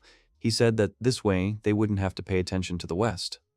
The envoy spoke words that, as expected from Count Nivel, this was a wise decision. Laviala began to shout angrily that the man had come to laugh at Alsrod. She told him not to blame her if she attacked him right now. The messenger replied that in that case they would accept the challenge. He asked if that was true. At this point, Alsrod intervened. He told them to stop. The boy said he would meet with the Count of Blantyre of Manhwa, Isles Galtis. Laviala asked the boy why he had agreed. She said that the envoy was outwardly polite, but he behaved arrogantly, despite the fact that Alsrod was now a count. Alsrod replied that everything was fine. He said that if the meeting had the same effect, Manhwa would be ashamed that she had underestimated the boy. Alsrod said that he needed to train the warriors he would take with him. They would be equal in number and strength to the royal guard. Labiala looked at the guy in confusion and asked how he could do it in such a short time. Alsrod looked at the elf with a smile, saying that he had his own methods. The young count said that he was not one to make excuses. He thought that it was because, after receiving the count title, he had gained a new ability. Then the count title was obtained, and the ability Command of the Master was opened. The reliability and concentration of the soldiers under the command was increased by 50%. Alsrod wanted to create a small elite army. He thought that if people could be made to feel special, these selected ones would be motivated and proud of it. Even if it is small, the movement of an army shows how competent the leader is who controls the army. Alsrod thought it was important to remind Manhwa that the event of Fort Nagrod was not an accident. Manhwa might think that the boy, a nascent force, could be contained in the form of an alliance. Alsrod wasn't going to fall for his trick so easily. The boy thought he'd rather use Manhwa to expand even further. Alsrod turned to Sivik and asked if he had called them. The man answered in the affirmative, saying that the warriors were waiting. The young count went out into the street, where he was met by a large number of warriors. Sivik opened the scroll and began to read. He said that whoever's name was called must immediately appear before Alsrod. The man named Orcus Brita and Rayon Mercolia. Sivik announced that they would bear the names of the Red Bear and the White Eagle. They would report directly to Count Nivul as commanders of special units. Alsrod began to talk about how he had risen from the second son of a petty ruler to a count. However, the current training of his troops did not match his status. He said that from now on they would learn to move and behave as befits their station. The count exclaimed that this was the perfect army that would strike terror into the hearts of their enemies. He said that they would show their enemies what they were capable of. The soldiers began to shout loudly. Oda Nobunaga spoke of the two groups of elite troops being just like the black and red HORO. The man said that he was beginning to understand why Alsrod's work was linked to his name. Oda Nobunaga said that their worlds may have different thoughts and ideas, but they thought the same way and had similar, if not identical, experiences. He said that was why the guy was Oda Nobunaga. He assumed that it was inevitable. Alsrod thought that it was still a mystery how a man like him could be a work. It might be impossible for humans to understand the work of a god. Oda Nobunaga told the boy not to place too much hope in God. He told Alsrod to control himself, otherwise his work would not pay off. Alsrod thought about how much the man talked. Sometime later, the day of the meeting arrived. Many people had gathered. No one was visible yet. They could not understand whether Alsrod was deliberately delayed. Labiala asked the boy if Alsrod wanted to pretend that their presence was superior. The boy answered in the affirmative. He added that he had another goal. Alsrod talked about wanting them to get a good look at his army. He said the girl would understand why he was deliberately playing the role of a latecomer. An hour had passed since then. Alsrod and his subjects arrived at the meeting place. Oda Nobunaga looked at everything and said that it was perfect, so it should make an impression. The man began to talk about how the mamushi had come to meet the Dew, dressed as a common soldier, and then surprised him by meeting him in formal attire. Oda Nobunaga also added that he thought it would be a mistake to show off his strength first. Alsrod listened in bewilderment and could not understand who the mamushi was. Meanwhile, Alsrod's army of soldiers arrived in the Mineria district. The knights in the city looked at the soldiers and said that they were naïve warriors. They were surprised at how organized their unit was. After some time, the young count's detachment reached the castle, where they were already awaited. Alsrod spoke loudly to his warriors, saying that they had all done well. After that, the boy called out to Rayon, who immediately responded. The district said that the White Eagles were late, which is why their arrival was delayed. The guy told the culprits to step forward. Alsrod thought that, of course, this was all a lie, just a show for the public. The soldier loudly exclaimed that it was his fault. The district looked at the soldier who raised his hand high. The other soldiers watched in shock. The next moment, Rayon quickly delivered a powerful blow to the face of the soldier who admitted to being late. The district said that next time would be unforgivable. He told the soldier to know that if he was late for the battle, he would lose his head. The soldier answered loudly that he understood. Rayon bowed to Alsrod, offering his deepest apologies. The young count accepted the apology and said that the boy could return. Rayon accepted the boy's words. Alsrod thought that the soldiers who reported negligence were not afraid of the commanders who were harsh with latecomers. Now he decided that they would wait for their reaction. Alsrod thought that this performance should show that there were no problems with their army. After this, Alsrod and his closest subordinates headed into the building, where they were met by servants. A man was waiting for them in the hall, guarded by 2 soldiers. He turned to Count Nivul, saying that he was waiting for him. It was a middle-aged man, the Earl of Blantyre, Aelsgaltus. Alsrod smiled and asked Count Blantyre for forgiveness for being late. Oda Nobunaga sat down on the table in front of the count, saying that this meant he, the so-called Aelsgaltis. Oda Nobunaga looked at the man and said that the atmosphere around him was similar to that of Mamushi. He added words about how the man would be more handsome. Count Aelsgaltus motioned for the guests to sit down. Alsrod sat down at the table with an apology. The Earl of Blantyre said that they had heard that the boy was late, so they took their time to observe. The man noted that the boy had good warriors. Alsrod replied that he was embarrassed to say that it was a hasty preparation. The guy said that he was not prepared for such a meeting. Aelsgaltis said that if they were not yet fully trained, then that was strange. He said words about how the defeat at Fort Nograd was probably not an accident. The man said words about Alsrod being a genius of war. He said that he would prefer not to fight him face to face. Alsrod replied that victory depended on the luck of the day. He said that if he hadn't been lucky, he would have been lying under the cold ground by now. The boy said that he didn't really want to fight Mineria. Aelsgaltis said seriously that if the guy was mediocre, he would have conquered him without any problems. The count added that, to be honest, if Alsrod were like that, he would now be under that very ground. Civic and Laviala were very shocked by these words, but Alsrod smiled slightly. The guy asked in response that even if he had to hire an assassin, Aelsgaltis told the boy not to say such a thing. He said he would prefer to fight fairly, but in their case, he wanted to join their efforts. The man asked Count Nivul if he had a wife. The boy replied that he didn't have one yet. He said that the war had been long after all. Count Aelsgaltis asked the boy what he would say if a man offered him his daughter. Alsrod thought with a smile that he knew that if all went well, he would be asked about it. The boy thought that if he and Laviala had been commoners, he would not have caused her such grief. At this point, the girl turned to Alsrod with a request to accept this offer. The elf said that the boy needed a wife. She also added that cooperation between families was also important. Alsrod looked at the girl with great surprise and then called her by name. Alsrod pursed his lips and turned to Count Blantyre, asking the man to let the boy clear something up. The young count said that he was in a position where he could not pass up the chance to have a child. Alsrod said that, for this reason, if possible, he would have a concubine. The man said that with an heir, civil war is less likely. He said that this way, it will be possible to protect their territories. Alsrod said that if Aelsgaltis' daughter was not against it, he would like to accept the man's proposal. The count raised his hand, agreeing with the boy. However, he said that they would then ask the girl personally, which surprised Alsrod. At that moment, a girl walked slowly into the room. Her dark hair and eyes were quite expressive. The girl bowed carefully and said that she was glad to meet them. She introduced herself as Serafina Galtis, daughter of Aels Galtis. Alsrod looked at the girl with a surprised expression on his face, who assumed that the guy was probably her so-called future husband. Alsrod bowed back, saying that he was honored to meet Ailsa Galtis's daughter. Serafina quickly approached Alsrod, saying that she was the one feeling flattered. She told the surprised boy that her dream was to marry the hero. The girl said with a wide smile that in this case her life would become much more interesting. Alsrod thought with a little embarrassment that the girl was quite cute.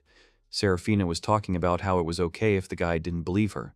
She said that when she heard about Alsrod's triumph in the battle for the fortress on the border of their territory, the girl knew that she had to marry him. Serafina talked about how she wanted to see the world outside of Manhwa. She said that she really hoped that the guy would live up to her wishes. Alsrod replied that he would certainly do so. He said that it would be only natural for him to do so if he became the girl's husband. Serafina looked at Alsrod, saying that it was true. She said that if not, he should start running, or she would see to his death. Meanwhile, Laviala, who was nearby, was furious at what she heard. Civic tried to calm the girl down. Alsrod told Serafina that she might regret it. He asked the girl how many heroes she thought there were in the world. The Count's daughter laughed and said that, without a doubt, the guy was very interesting.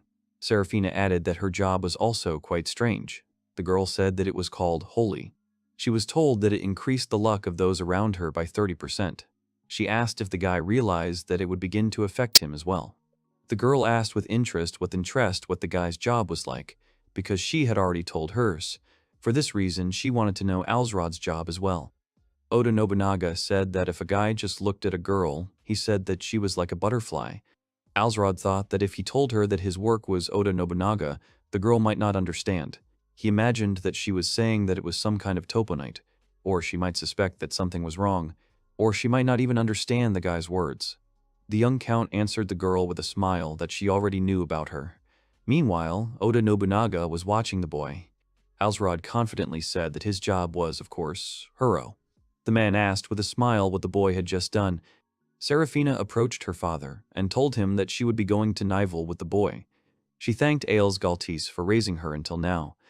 The man turned to Count Nival and said that as the boy saw, despite the girl's attitude, she was very smart. Aels Galtis said that it was not parental greed that made him think that Serafina was right for him. Alsrod replied to the man with a smile that he would do his best to make the girl happy. The Count said that he was very glad that he had been able to find a good match for the girl. He wished them both all the best. Thus, the meeting between Alsrod and Manhwa ended without any obstacles or hindrances. The two forces pledged to conclude a non-aggression pact with each other and move to areas where their interests did not conflict with each other. It also made trading easier for the boy. Traders with permission could rent out their horses even on foreign soil. They were given protection by being given priority in accommodation at roadside inns. A month has passed since then. Count Nievala and the daughter of Count Manhwa held a grand wedding ceremony in a temple on the territory of Manhwa. Through the high doors into the hall entered the father, Count Aels Galtis, and his daughter, Serafina Galtis, in a wedding dress. The girl looked quite happy as she looked forward, her face becoming rosy as she held a bouquet of flowers in her hands. Serafina was met by her future husband and priest, as well as Alsrod's closest people, Civic and Althea. Count Alsrod extended his hand to the girl, smiling lightly.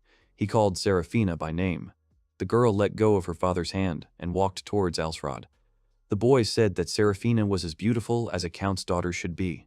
Serafina replied with a big smile that the real reason for this was that it was all for the guy. She affectionately called him darling.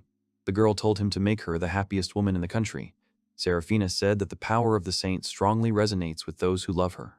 Alsrod, with a caring smile, told the girl that he would certainly do so. He said that Serafina would be his good luck charm. The young count lifted his bride in his arms. The girl said that she did not want to flatter him too much. After that, she confessed her love to her husband. Sometime later in the castle, Serafina said that such a castle does not suit her husband's status. The girl said that a castle of this size cannot accommodate 1,000 people, and the walls themselves are too small.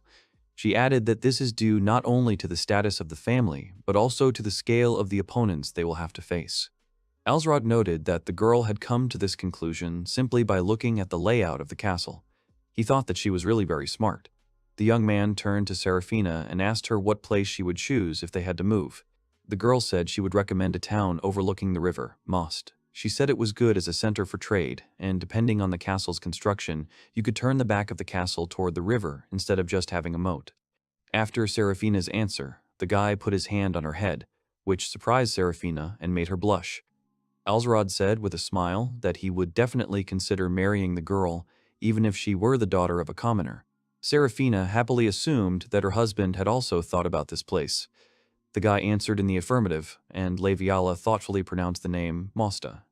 Fenelia began to talk about how this was indeed a trading city where Count Nivul had first defeated the army of Canarse.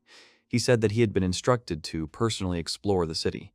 The merchant said that Fernelia was landlocked, so the fastest way to get to the ocean was from Maust, where a large river flowed. Laviala replied that everything was clear to her. Alsrod told Serafina that by the time he could call himself Count of Fornelia, he would consider turning this into a full-scale operation. He said that he intended to wipe out the rebel forces in the prefecture first. Serafina replied that this was true, because a hero could truly demonstrate his strength in war. At this point, Alsrod was called over to ask if they could have a word with him. The worker explained that they had a lot of paperwork to do. The young count turned to the workers and said that he understood.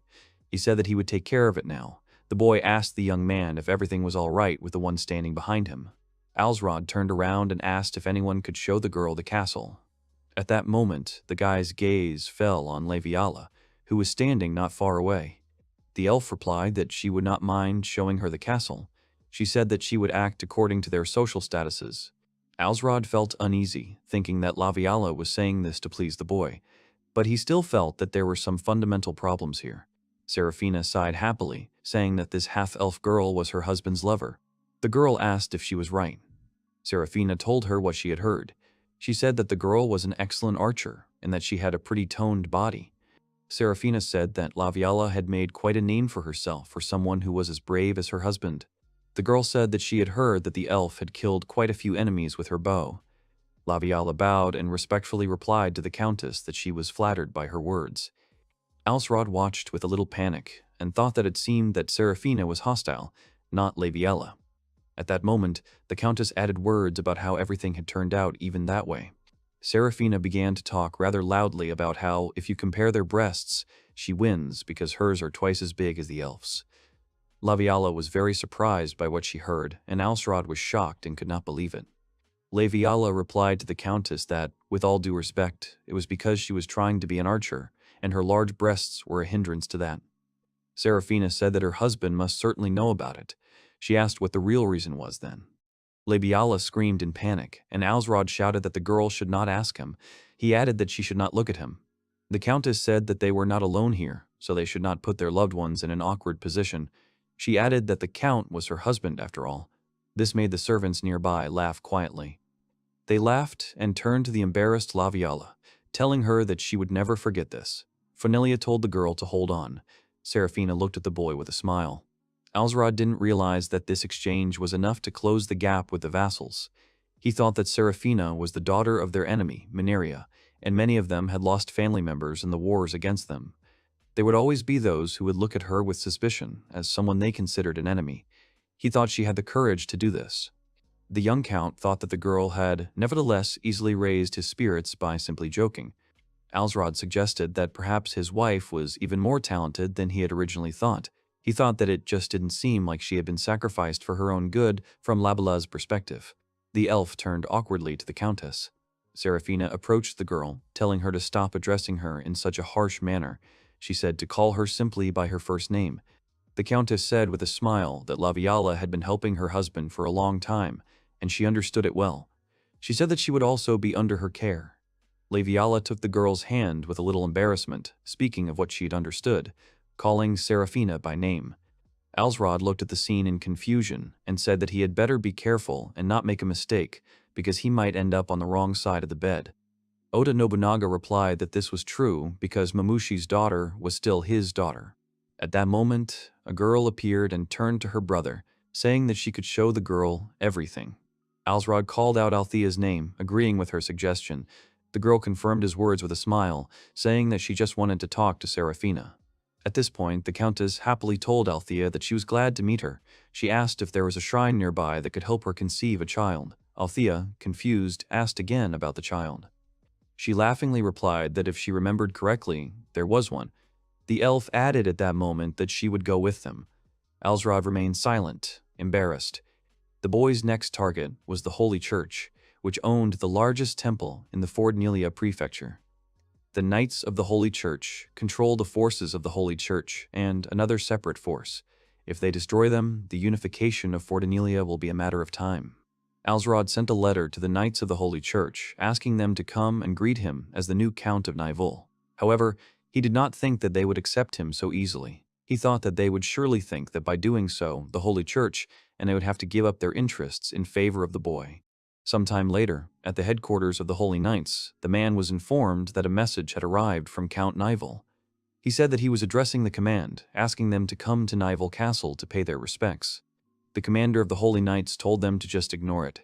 He said that the guy must be crazy if he thought their holy church would bow its head to such an upstart. After this, a man came to Alsrod with a message. The young count thought so. He said that they decided to ignore them. He confidently spoke the words that they would then force the knights to listen to them. His subjects exclaimed that they agreed. Army. Nivol and the Knights of the Holy Church were in for a small battle on the flat plain of the Great Holy Church. Their army numbered 1,500 against their 7,000. Alsrod said that the probability of their defeat was 1 in 10,000. The guy said that this battle would also serve as a chance for them to prove themselves. The young count called Orkes and Rayon, telling them to show them the power of the elite guard of Nivol. The warriors responded in agreement. After some time, two armies met on the plain and immediately rushed to attack. Alsrod's warriors shouted loudly and ordered the squad of White Eagles to open fire. The archers immediately prepared to attack. The knights defended themselves, saying that a few pathetic arrows would stop them. At that moment, a warrior rushed towards the knights with a loud cry. The knight thought in shock that he was the only one who rushed at them. The knight raised his weapon, saying that he would deal with him. The other knight sighed and said that if the man was against their master, he had no chance. The knight shouted at the man that such self-confidence would be his undoing. He shouted for the man to receive. At that moment, the warrior pierced the knight and his horse with one blow of his sword. The other knights looked at the wounded commander in shock and sighed in horror. The warrior ordered the Red Bears to move forward. A large number of warriors came at the knights from behind. The knights could not understand when they managed to get around them. The warriors quickly began to attack the confused knights, who could only scream. The knight cursed the warriors, asking why they did not fight them face to face. At that moment, the warrior quickly struck the knight with his huge sword, saying how stupid it was. The knights shouted that they had to retreat to regroup. Others shouted that they had to go straight for their main force. Someone exclaimed that his knights were leaving then.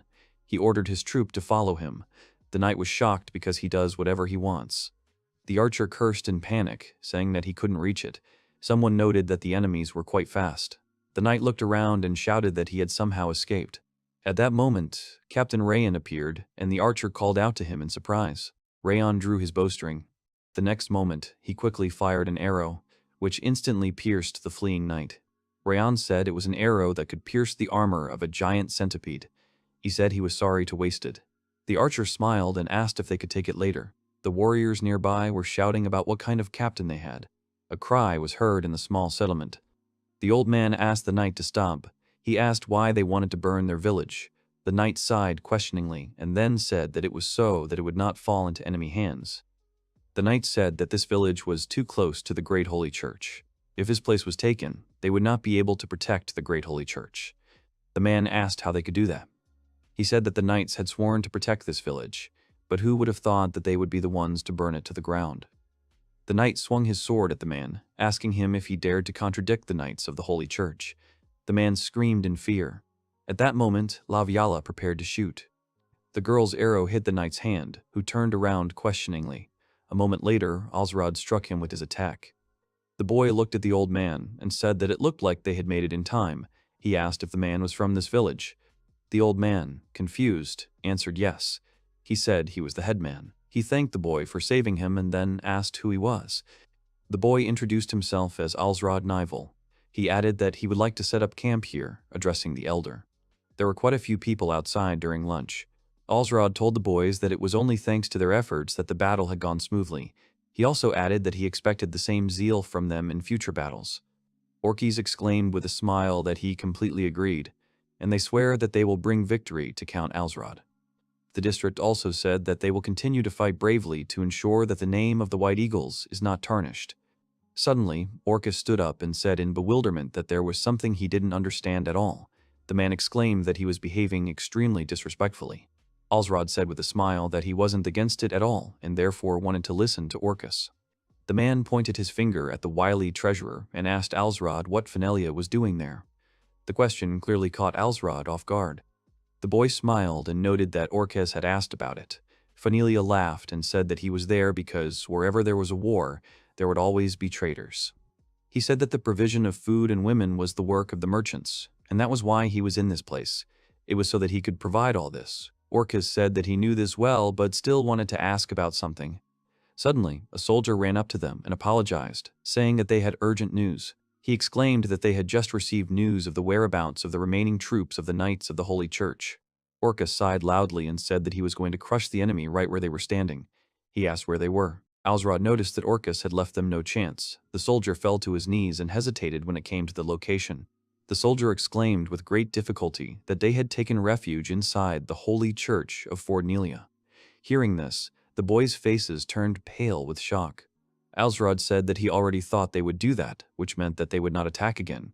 Laviala said that she wanted to burn them all to the ground. She added that if they launched a full-scale attack and damaged the Great Holy Church, it would ultimately damage their reputation.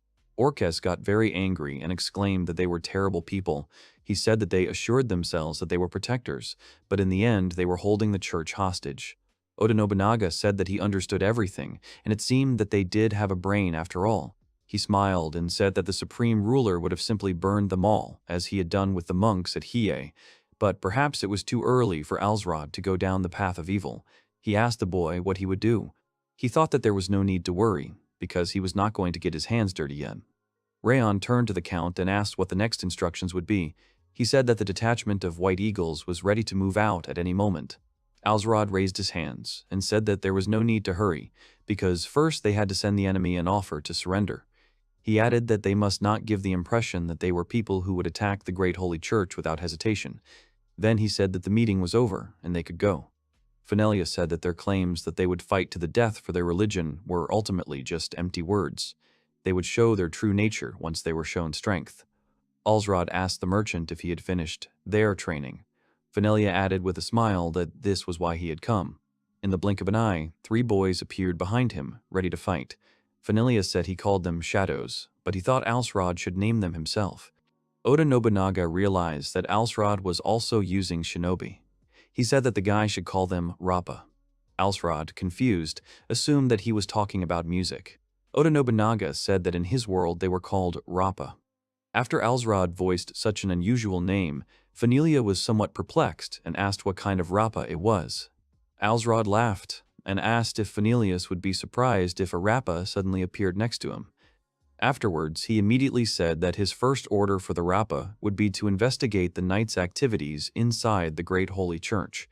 He added that if it turned out that the Lights were unwilling to negotiate, then each of them should kill at least 2. A few days later, the last ones were brought to the Holy Church. The men shouted that it was clearly a trap, because as soon as they left, the enemy would burn them completely. They did not believe that divine retribution would fall on those who defended God. The priest turned to the knight commander and said that he wanted to speak with him. The man turned to the head priest Tenny and asked what was wrong. The priest asked with a serious expression if it was true that the man was trying to burn the village to prevent it from being captured. The commander said that the great church was more important than any village, and they should be proud to be helping them defend this place. This letter was Count Naval's attempt to separate them and trick them into leaving the temple. He said that should have been obvious to them. The priest was grabbed and led away while he looked at the commander and asked how he dared. The man turned away and ordered the priest to be taken to his room. The Rappa watched all this silently. Later, Fenelia told him everything the Rappa had reported to him over the past few days. Alsrod realized that they had no intention of negotiating with Nivel. He folded his hands and said that it was time to get down to business. Cornelia bowed and said that everything would be done very soon. Late at night in the church, one of the Rappas stood on top of the building and watched everything. Suddenly, he came down and turned into a wolf. In one of the rooms, the priest heard a loud sound that immediately attracted his attention. He went outside and thought that someone had come to help them. At that moment, another guy called Mr. Tenney and pointed somewhere. They went out into the corridor and found the commander's bloody body, which shocked them greatly. The priest turned away and said that it was no longer safe there and that they needed to hurry. He led the boy along. By this time, the sun had already risen outside, illuminating the entire area. Cornelia said that they had killed the commander and the 7 knights under him. There was a little more bloodshed inside the holy church than before, but it shouldn't be too unforgivable. And the chief priest and several other priests came to Nivul for protection. The knights no longer have a reason to continue fighting the count. At the great church, the priest said that they were truly grateful to them for saving them from the knights of the church. Moreover, they could not thank the count enough for his patience in refraining from attacking the great holy church until the last moment. Alsrod said that as a count he had to do at least that much. He had always dreamed of seeing Fordnelia in peace and quiet. The priest bowed and added that at this moment he could say that the entire prefecture would soon be under the rule of a count. He would even say that there was nothing stopping him from being called the Count of Fordnelia. Alsrod smiled and said he would think about it, then thanked the man. He then asked if he could find out the reason why he had been called here. The priest asked his assistants to pull something out and said that it was a sign of their gratitude for saving him. Alsrod was surprised. Orcus said with his mouth open that he had a feeling he had seen this somewhere before. Alsrod raised the weapon, worthy of being an offering to a god. They could not think of a better gift for the new Count of Fordnelia. At that very moment, the boy laughed involuntarily, surprising Orcus, who called his master in bewilderment. Alsrod asked if he could really take the weapon for himself. With a smile on his face, the priest said that it was indeed so. He said that if those knights had not died, he was afraid to imagine what they could have done to the inhabitants of the church. That is why he thought it was better for Count Fordnelia to have it than for them, powerless priests. Alsrod bowed and said that in that case he would gladly accept the gift. This spear had much more meaning for the boy than just some simple souvenir. He raised the spear in his hand with a smile and looked at it. He thought that the true value of this spear was in the path it had opened for him. The soldiers were practicing with spears. Laviala asked Alsrod what he meant, decided to form a 3-yarg detachment of Red Bear people. 1 yarg was the height of an adult man. Alsrod said that since the spears were quite heavy, the boy would give them to his men with strong arms who could withstand rigorous training. He said that if they were forced to work in close formation, they would be a fearsome force both in attack and defense. Oda Nobunaga replied that he knew the boy had the mindset of a lord. He said that it was very intriguing. The man noted that the boy had decided to use the Nagayari spear tactic. After this, Alsrod decided to move his headquarters from Nivul to Most, which is located near a large river. In order to maintain the quality of their troops as they grow, they need to increase their military funds more than ever. For this reason, Alsrod and Laviala came to this place. The girl pointed her finger to the side, saying that, here it is, the port of Most. After some time, the boys arrived at a large estate. They asked the count for forgiveness for the wait. A group of men entered the room. One of them said that he had gathered the parties involved in the construction project, as Alsrod had requested. After this, all those gathered took their places at the large table. The young count stood before them. Alsrod pointed to the board, saying that he wanted the river to surround the castle so that it would appear as if it were floating. The guy said that at the same time there should be a direct waterway between Most and the castle for direct transportation. The young count explained to the men that bridges also needed to be built to connect the areas surrounding the castle. The builders looked at the papers in shock, and the guy continued talking. He said that it should be doable, according to his treasurer Fenelia. The man nervously turned to the count, who looked at him questioningly. The builders said it looked like it would be a huge construction project. Alsrod asked how long it would take. People began to guess that it might take 5 or more years. The man said they would need about 3. Alsrod looked at the men and confidently said that they should do it in a year. This statement left the men deeply shocked. The guy thought about how this project was bigger than any they had ever done before, so it was no wonder they were so nervous. Alsrod said he understood. He said he would personally lead this project. The man asked, surprised, that the guy would personally oversee it. Alsrod thought that under the influence of the master's guidance, the ability of any worker to concentrate and cooperate would increase, and that this should speed up the process a little. The boy said that he personally wanted to observe their excellent work up close. Alsrod said that many people would soon move to this place. He said that in order to become the capital of the prefecture, the population here would have to increase by about 5 times. The man was shocked by the numbers he heard. The young count said that they shouldn't think it was impossible without trying. He said that he was serious about making this place the center of the world, and in order to do that, the guy gathered people with the talent to create a world-class castle city. The boy asked the assembled people to lend him their strength. These words greatly inspired the men. With the construction of Mouse Castle, Mousta's economic plans began. Workers were hired using profits from the Rakuichi Rakuza system of free markets and open guilds. Since workers came from all over the prefecture, it also attracted merchants. A positive feedback loop began. The special ability patronage of the ruler was obtained. When managing cities and concluding trade deals, the guy's economic sense is sharpened to the level of Oda Nobunaga. It works constantly if the guy is not in a deranged state. This was Alsrod's new, unique skill. Oda Nobunaga asked the boy to explain this. The man explained that it was not a power, but rather an assessment of his own abilities. He said that it meant that his ability to foresee was considered worthy of a master. For this reason, the man gave the boy this unique skill. Alsrod was shocked to think that Oda Nobunaga had simply been making up all these unique skills all this time. The man replied that it was. He said that after all, it was an exceptional job. Alsrod was the only one in the world with such a job, so it was all trial and error. Alsrod thought with surprise that, in other words, he had been personally acknowledged by Oda Nobunaga. He supposed that was how he should think. The young count stood in the estate on the outskirts of Moust and looked out over the city. He straightened up and stretched. The guy lay down again, after which he turned his attention to the girl. Serafina said the words that, "This is where her darling ends up."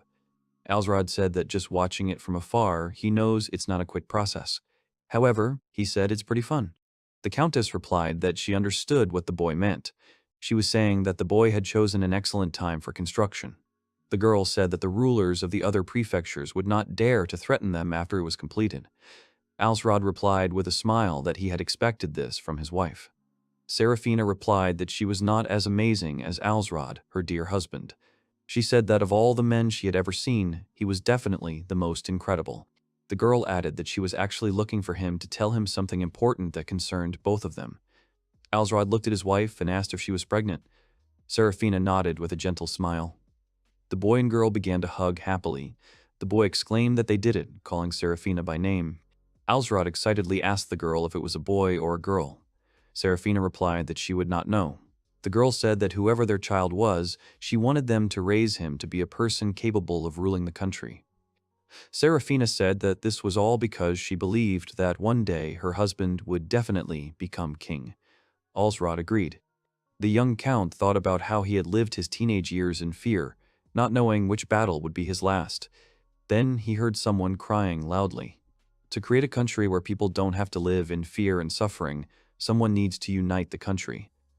Alsrod, while embracing Serafina, thought that this was a task that only he could accomplish through the work of Oda Nobunaga. Some time passed from that moment. The elf came to the door and knocked. She was asked if it was Laviala, after which she was told to come in. Laviala asked if she'd been called.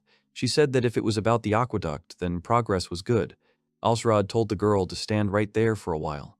This made the girl freeze in confusion. Then the guy walked towards her.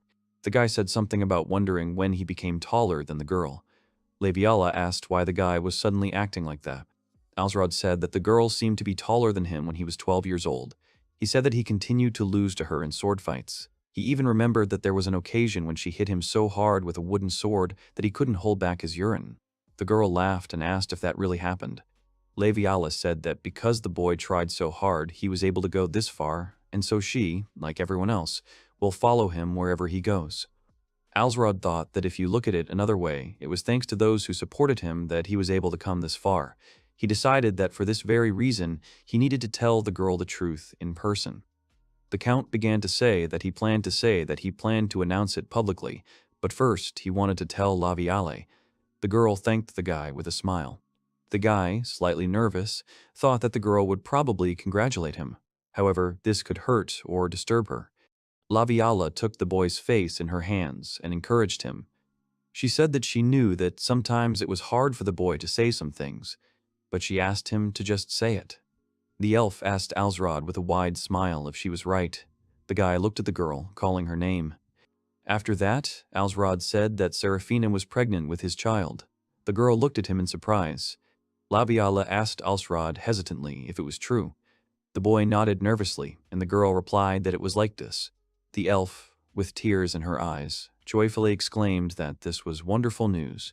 She said that she was very happy for them. Alsrod let out a sigh of relief when the girl suddenly said that she now also wanted to tell him something that she had been keeping secret. Alsrod panicked again and asked what it was. The girl began to speak while Alsrod's heart was beating like crazy. Laviala looked at the guy and with a smile told him that she was also pregnant with Alsrod's child. She looked closely at the guy who immediately hugged her. He thought that now there was probably no one in this territory who was happier than him. Alsrod turned to Laviala, telling her that as her master, he ordered her to give birth to a healthy child. He told her to stay healthy herself so that the girl could raise the child properly. Laviala replied that she would try to carry out this order exactly. Alsrod told the girl to rest if she suddenly felt even the slightest bit tired. He wanted to say something else, but the girl interrupted him. She said that he was worrying unnecessarily. After a while, Alsrod was told that they would have a hard time without him, so he should try not to overexert himself. The boy replied that he knew. Althea replied that it was good. In the 2 years of Alsrod's rule, his holdings had grown to the point where he almost owned the prefecture. He was only 3 counties away from fully controlling Fordnelia Prefecture. Alsrod thought that it would take some time to completely unify Fordnelia, and until then he was worried about the Naguri clan in the north. Although the 3 counties in the north of Fordnelia formed a buffer zone, so they were still not directly connected. For now, the situation remained peaceful. In the midst of all this, a messenger arrived from the governor of Olbia, a prefecture south of Fordnelia. He introduced himself as an envoy of Mr. Brando Nahum, Viscount of the prefecture of Olbia. The envoy said that he had come in the hope of concluding a military alliance. Alsrod replied thoughtfully that he had heard that name before. The messenger said that he was a viscount who ruled over 2 districts of Olbia. He added that Mr. Brando Nahum, who was only 18 years old, was also working to strengthen their country. Having become the head of his clan, he went to war at the age of 12. He is the same as Alsrod, who is trying to unite Olbia. The messenger said something that he knew sounded harsh. However, he assumed that the guy was planning to attack the north. He smiled and said that at this rate, Alsrod would quickly reach the capital, and it would not be difficult for him to achieve the status of regent or even chancellor. In preparation for the upcoming events, the envoy asked if it would be a good idea to form an alliance with them to protect the boy's southern borders. Alsrod smiled contentedly. The envoy also said that, besides, if the boy could unite the divided royal family, then his coronation would only be a matter of time. Alsrod replied that he would consider this a compliment. The young count said that, of course, it would be an honor for him to support the royal family, but what the envoy said was unthinkable. Oda Nobunaga at that moment called the boy a liar because he said he would become king. The man asked the boy if he knew that such things depended on the situation. Oda Nobunaga said that in his case, he had quietly and steadily accumulated Lord Yoshiteru's power until he had reached the same status as the shogun. Alsrod thought that, in other words, one had to be delicate. It would be sad if he did something that made someone jealous. The young count asked to be given some time to think. After this, Alsrod was walking around his property. He suddenly noticed a girl playing on the playground. The count asked the maid with interest if they were really playing arrowball. The girl called out to the guy in surprise while Althea was playing. Alsrod thought that he never thought he would see this day, the day when Althea would be able to jump so much. At that moment, the boys saw Seraphina nearby, who was also playing. The guy excitedly called his wife by name. He exclaimed that she should be careful with such a thing because she was pregnant. Seraphina answered her husband that she could not walk much, so she was just warming up. The girl also added that she did not jump like Althea. Alsrod confusedly told the girl that she was right. At that moment, the girl called out to her brother. Alsrod told Althea that he looked healthy. The girl responded with a smile and said that she would no longer be a burden to the guy. Alsrod said seriously that he had never thought about the girl like that. Althea said that she was alive because of the guy. She said that she was ready for him to marry her off to someone who could help him. The Count replied that, frankly, he was thinking about it. Althea asked the boy what about the Naguri prefecture. She said that their heir should be around 30 years old now. Alsrod flatly refused. He told the girl that he was planning to attack Naguri soon. Althea asked the boy what about his wife's family in the west. The young Count replied that they already had a good relationship with them. After that, Althea began to look for another suitable option. The girl looked at the boy, speaking about the young master Brando Naham, Viscount of the Olbia prefecture. Alsrod said with a smile that he was just wondering whether it was worth it to marry the girl to him. Althea silently began to walk away from the guy. She said words about how to understand if he was worth it. The guy should invite him to this place and see for himself. The girl turned to the boy with a smile, saying that, why shouldn't Alsrod invite him to play arrowball with the Count's sister? This statement shocked everyone present. Alsrod chuckled, then laughed loudly. He agreed with the girl, saying that they would try her idea. The guy said that besides, he personally wanted to see if he was worthy of becoming her husband. Serafina looked at the boy and said that he could be cold when it came to strategy, but soft when it came to his sister. She thought, like brother, like sister, both with the same characters. After sending the letter with a positive response, Brando Naham immediately arrived at Alsrod's. The young man bowed, saying that it was a pleasure to meet Alsrod. He introduced himself and said that he was looking forward to the arrowball match that day. Alsrod thought he could tell just by looking at the guy how smart he was. However, his boyfriend seemed more like a general than a hero. Alsrod asked Brando Naham what job he had been given at the ceremony. The boy replied that the temple had given him the job of a thief. Brando Naham started talking about how he could tell where his opponent's defenses were weak. He said that by directing his forces to such places, he had been able to win several wars. The guy was thinking about his work as a thief. Alsrod thought about what they said. It increases judgment by 30% than normal people, and agility by 50%. He remembered how the messenger suggested that the guy was planning to attack the north. The young Count also noted that the boy had been the head of the clan for a long time and had waged wars before getting the job, so it was more likely that much depended on his intelligence. Alsrod said it might be offensive to call a thief's job unsuitable, but he thought it was the boy's calling. Brando Naham thanked the Count, saying that he agreed with that too. Then he asked where his sister was. Alsrod said that he was showing the way. He said that the girl was waiting in the yard. Althea greeted the guest politely, saying that she was pleased to meet him.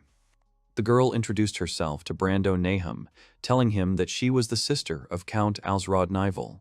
She said that she might not seem like it, but she was very good at arrowball, so the guy should not hold back. Brando Naham thought that the girl was very beautiful. He said that he was looking forward to it. After some time, the arrowball match between Brando and Althea began. The girl deftly threw the ball up, then powerfully hit it. Viscount Brando quickly extended his racket forward, hitting the small ball. After that, the girl struck again. The young man ran up energetically and kicked the ball flying towards him. It quickly flew past the girl. Alsrod watched the game and thought that Brando Naham had won by anticipating many moves in advance. He thought that if he added leadership qualities to this, no petty ruler could surpass him. Meanwhile, the young man was telling Althea that she had played well. He was pleased. Althea replied that it was so modest, even though she had lost. At that moment, Alsrod was called out. Brando began to say that he had never seen such a beautiful girl in all of Olbia. He said that her elegance had enchanted him. The young man looked at Althea, asking her to marry him. Alsrod looked at his sister, who at first seemed rather gloomy. However, the girl looked at the boy with a little embarrassment. The young Count replied to Viscount Brando Naham, who was standing next to the girl, that so be it. Alsrod said that the girl would soon go to Viscount Brando. The Count looked at the boy, saying that this did not mean that he intended to give him troops, because he had enough of his own enemies. The boy also said that the girl had been through much more than most people. He said that he wished her the best. Alsrod approached Brando and told him with a rather serious expression not to do anything that would make Althea cry. He asked the young man if he understood everything. The girl watched what was happening with a smile. Young Viscount Brando responded with a bright smile and said yes. He exclaimed that he gave the boy his word. Sometime later, Alsrod was sitting at his desk in his office. Oda Nobunaga was looking out the window and telling Brando about it. The man said that he was like Azai Nagamasa, who ruled enough territory to be considered a daimyo. Oda Nobunaga added that there was another similarity. His sister Oichi was also happy around him. Alsrod realized that the man had also given his sister away to the ruler. The boy said that he thought that this was typical of many rulers. Oda Nobunaga continued speaking. He said that the situation had become quite complicated when he had betrayed the man. Later, however, he had managed to deal with him.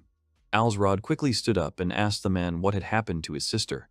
Oda Nobunaga told him that he had saved her and her daughters. He said that, however, she had remained heartbroken for the rest of her life. The boy was greatly shocked.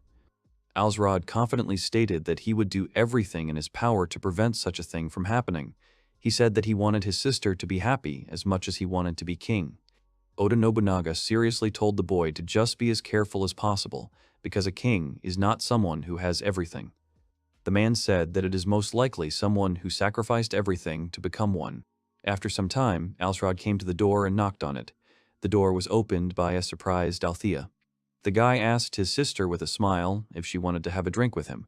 He clarified that it was not a strong drink, but just tea. The girl thought about it with a smile. After this, the brother and sister went outside and sat down.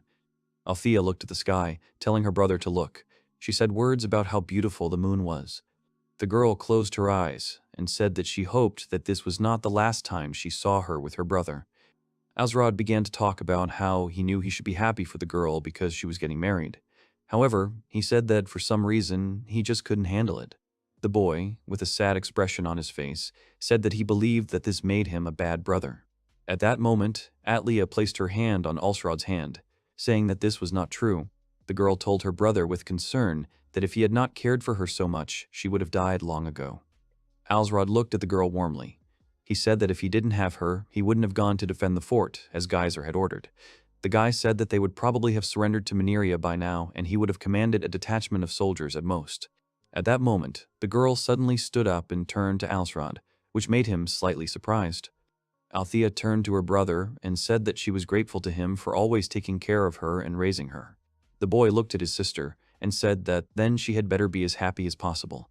He told her to promise him. After some time, the brother and sister returned back to the house, to Althea's room. Alsrod turned away, wishing Althea good night. The girl looked at Alsrod with concern, also wishing him good night. Suddenly, the guy stopped. Alsrod turned around and quickly headed towards his sister. Atli asked her brother in confusion if something was wrong. The next moment, Alsrod hugged the girl. Althea's eyes filled with tears, so the guy said that it was okay. He told her not to keep it to herself and to cry as much as she wanted. Alsrod thought that he wished Althea happiness. He thought that she should not worry, because she was destined to become the king's sister. After Althea successfully married, Alsrod decided to devote himself and his attention entirely to the development of the city. And after a construction period that lasted for 6 months, they all moved into the new Mosta Castle, which was extremely luxurious. The room with high ceilings was filled with many people who silently watched the ceremony taking place in the building.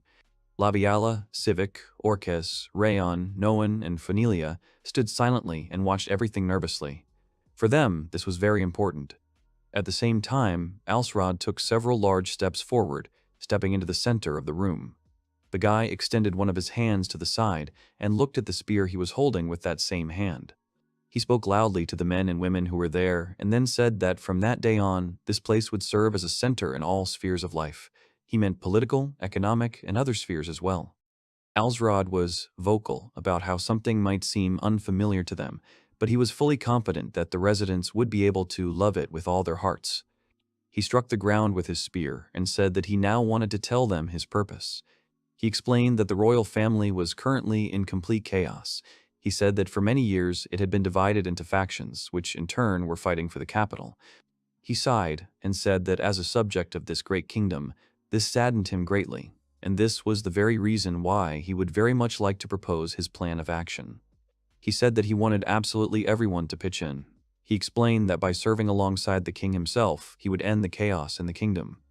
The people who watched him were genuinely surprised by his opinion and were perplexed by everything they heard that day. Alsrod thought that probably half of these people thought that the guy was planning to seize power by manipulating the king. He also couldn't help but notice that these people were pretty close to his idea, but it wasn't quite true. He raised his spear and exclaimed that he wished for everyone in the building to be united in this effort. Immediately after, he wished glory to them all, creating a suitable atmosphere. It was all for the sake of creating Alsrod's own kingdom. The people in the hall began to shout loudly as one and raised their hands along with Alsrod, fully supporting his ideas and thoughts.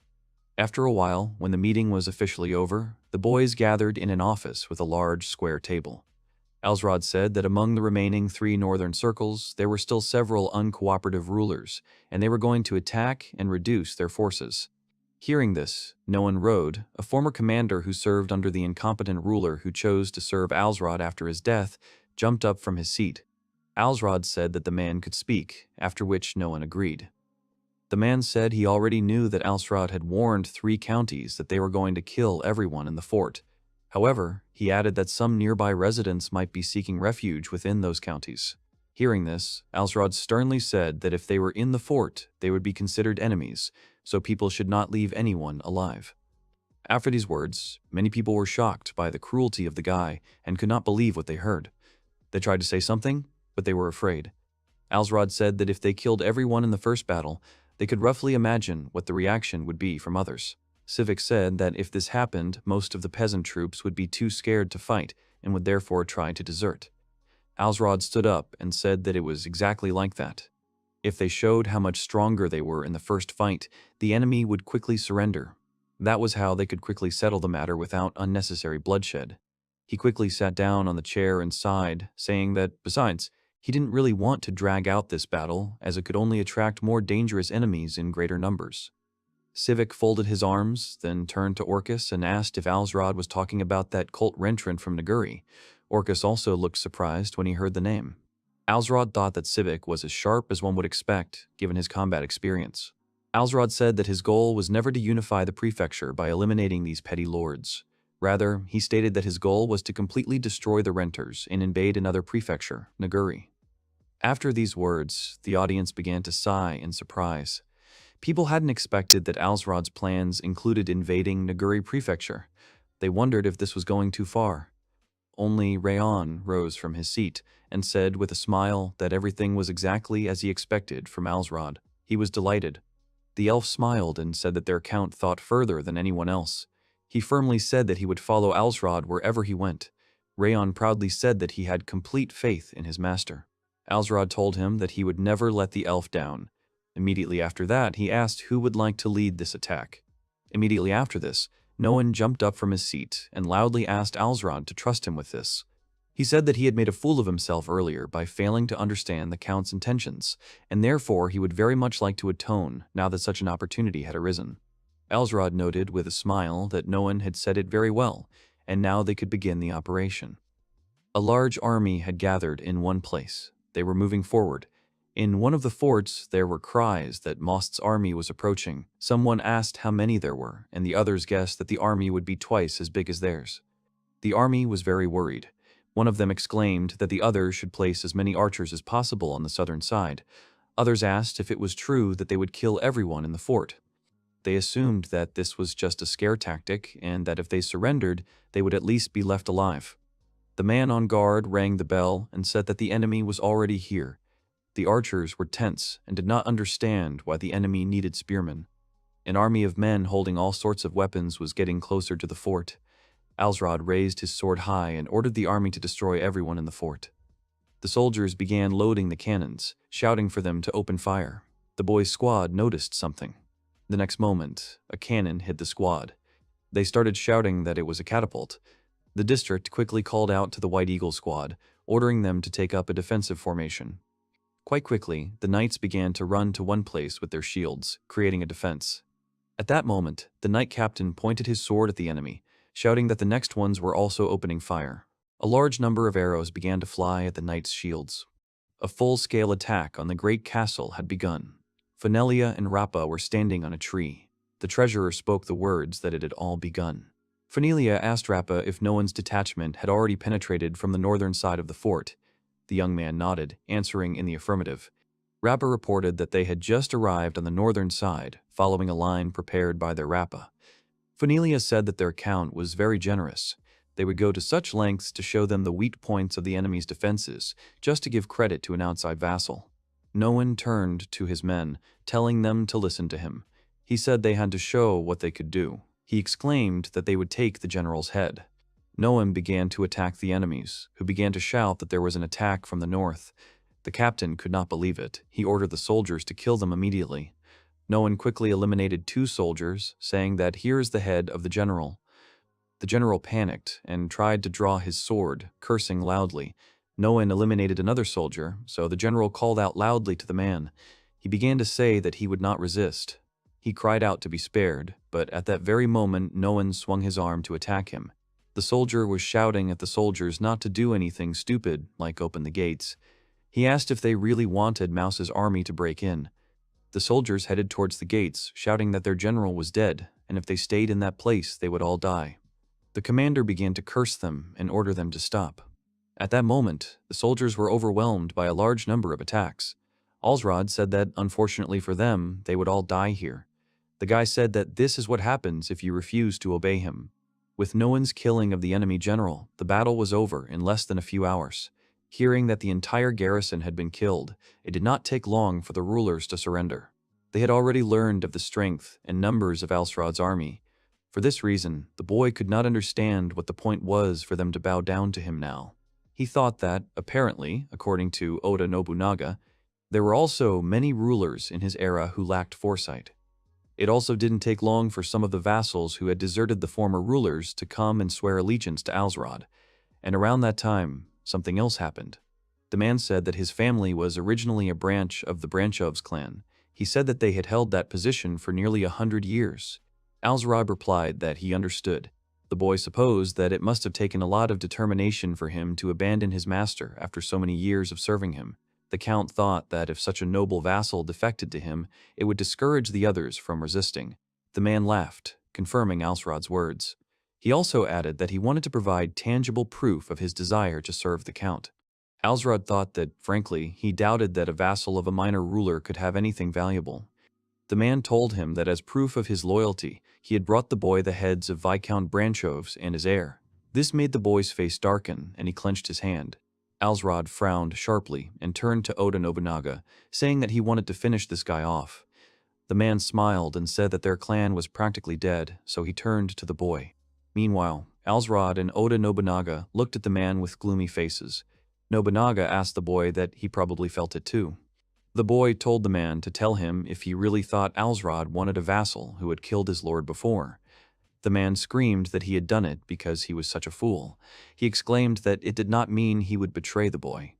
Alsrod replied with displeasure that he was not interested in his loyalty.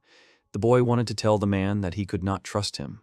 Alsrod ordered a messenger to be sent to express their condolences to the Branchov family and to return the heads to them.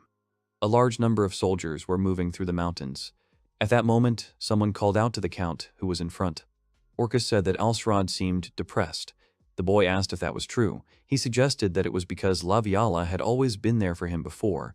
The boy said that he wasn't the same without her by his side. Orcus laughed loudly, saying that, indeed, the boy had not had a pretty girl for a long time. He asked if maybe they should go to a village and get one for the boy. Alsrod awkwardly tried to stop the warrior. At that moment, Ryan called out loudly to Orcus, shouting that the Count of Fornelia would never do such a thing. Orcus asked Rayon discontentedly if he didn't understand jokes. He said that a captain like him would never break military regulations. Rayon shouted irritably that it didn't look like a joke at all. Orcus added with a loud laugh that he also preferred meat to women.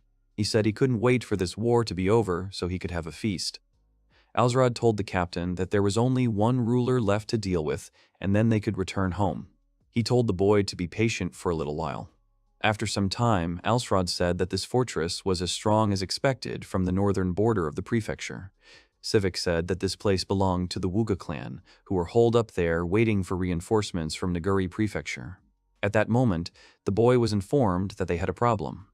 Alsrod was told that Noan's advance party had been ambushed, which left the Count and Sivik very surprised. Noan said something about them being careless. The man said he didn't think they would have the guts to come out and ambush them. He exclaimed in surprise when he saw the soldier in front. Noan was quickly attacked by a knight. However, the man was able to dodge the enemy's sudden attack. The man looked at the knight questioningly, asking who he was. The boy replied that he was the ruler of the northern mountain fort, Myselvuge.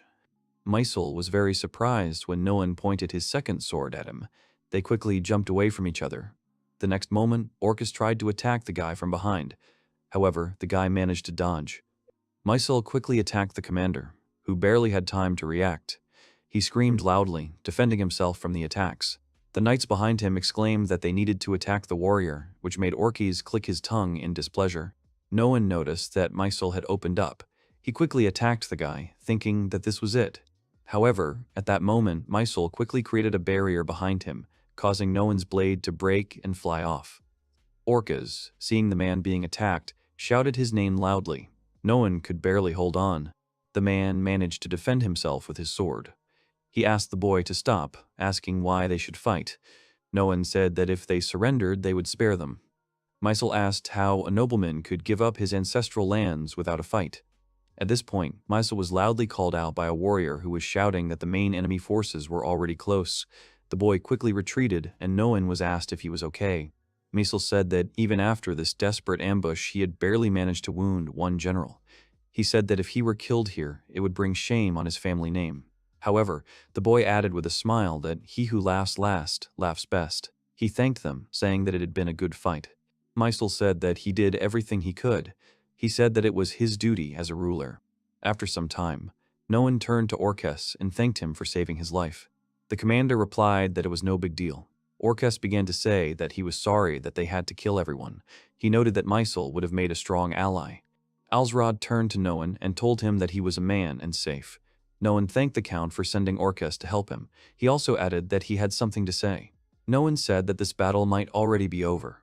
As Noan had predicted, the Vuge clan offered to surrender on the condition of amnesty for their soldiers. After Alsrod gave the messenger his consent, they left the castle and surrendered. Thus, the unification of the prefecture of Fordnaria was completed. The boy said that now let them allow him to take a moment to thank everyone for their valiant efforts in this war. He said that their labor had borne fruit in the form of countless and magnificent achievements.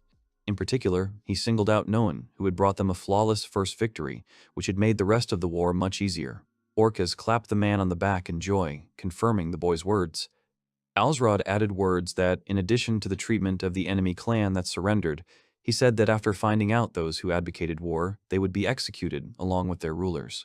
The count looked at the boys and said that if they had anything to say, they could speak freely. Orcus raised his hand and asked them to speak. The commander said that some of the opposing forces were quite experienced. He asked that they be allowed to join the Red Bears. Alsrod laughed and agreed, telling the boy to do whatever he wanted with the new recruits. After him, no one raised his hand. Alsrod looked at him, saying that he was listening to him. The man began to speak with all his respect. No one said that Viscount Mysel Vuge had a strong character. He said that if the boy could forgive him, he would like to use the boy as a commander under his wing. Okers exclaimed questioningly at this. Orcus started yelling that he wanted to take the boy. Alsrod said it was his own fault for not being specific. The boy said Orcus would have to settle for someone else. Alsrod turned to Noan and said that his request, in a sense, could not have come at a better time. The count announced that he was appointing Noan to command the castle of Holai, a mountain fort in the north of the prefecture, which was defended by Mysel Vuget. He said that this was where they would have to fortify their stronghold in the upcoming battle with the Renthrant clan of Naguri Prefecture. The boy said that if they hadn't underestimated the boy, they might have intervened in the recent battle. He said that was why he wanted to place one of his best retainers in the fort on the northern hill. Alsrod said that it would be imprudent to send away his guard, the White Eagles, the Red Bears, or the Civic. The man coughed slightly at the mention of himself. He replied that he might be old, but he could still keep up with the young. Alsrod replied with a smile that he knew that. However, he added that his parents were no longer alive, so he wanted to take care of the elderly. The boy told the man to rest for now, because he would be useful in the next battle.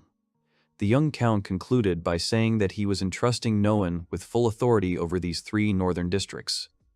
The man replied that he would do everything possible to justify the boy's expectations. Alsrod accepted his words, saying that after the feast he should bring the Viscount of Castle Holai to this place. After some time, Noan brought a young man with him. Alsrod said that the boy was therefore Viscount Mysel Vuge. The young man turned to Alsrod, saying that for the crime of disobedience he was offering him his life. Alsrod replied that before that he wanted to ask a question. The count asked why Mysel had started this fight, even knowing that he could not win. Mysel replied that his family had ruled this land for generations. He said that a ruler was above his people because he risked his life to protect his land.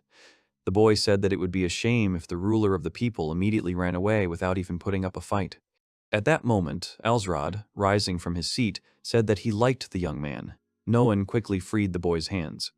Alsrod approached the young man and put his hand on his shoulder.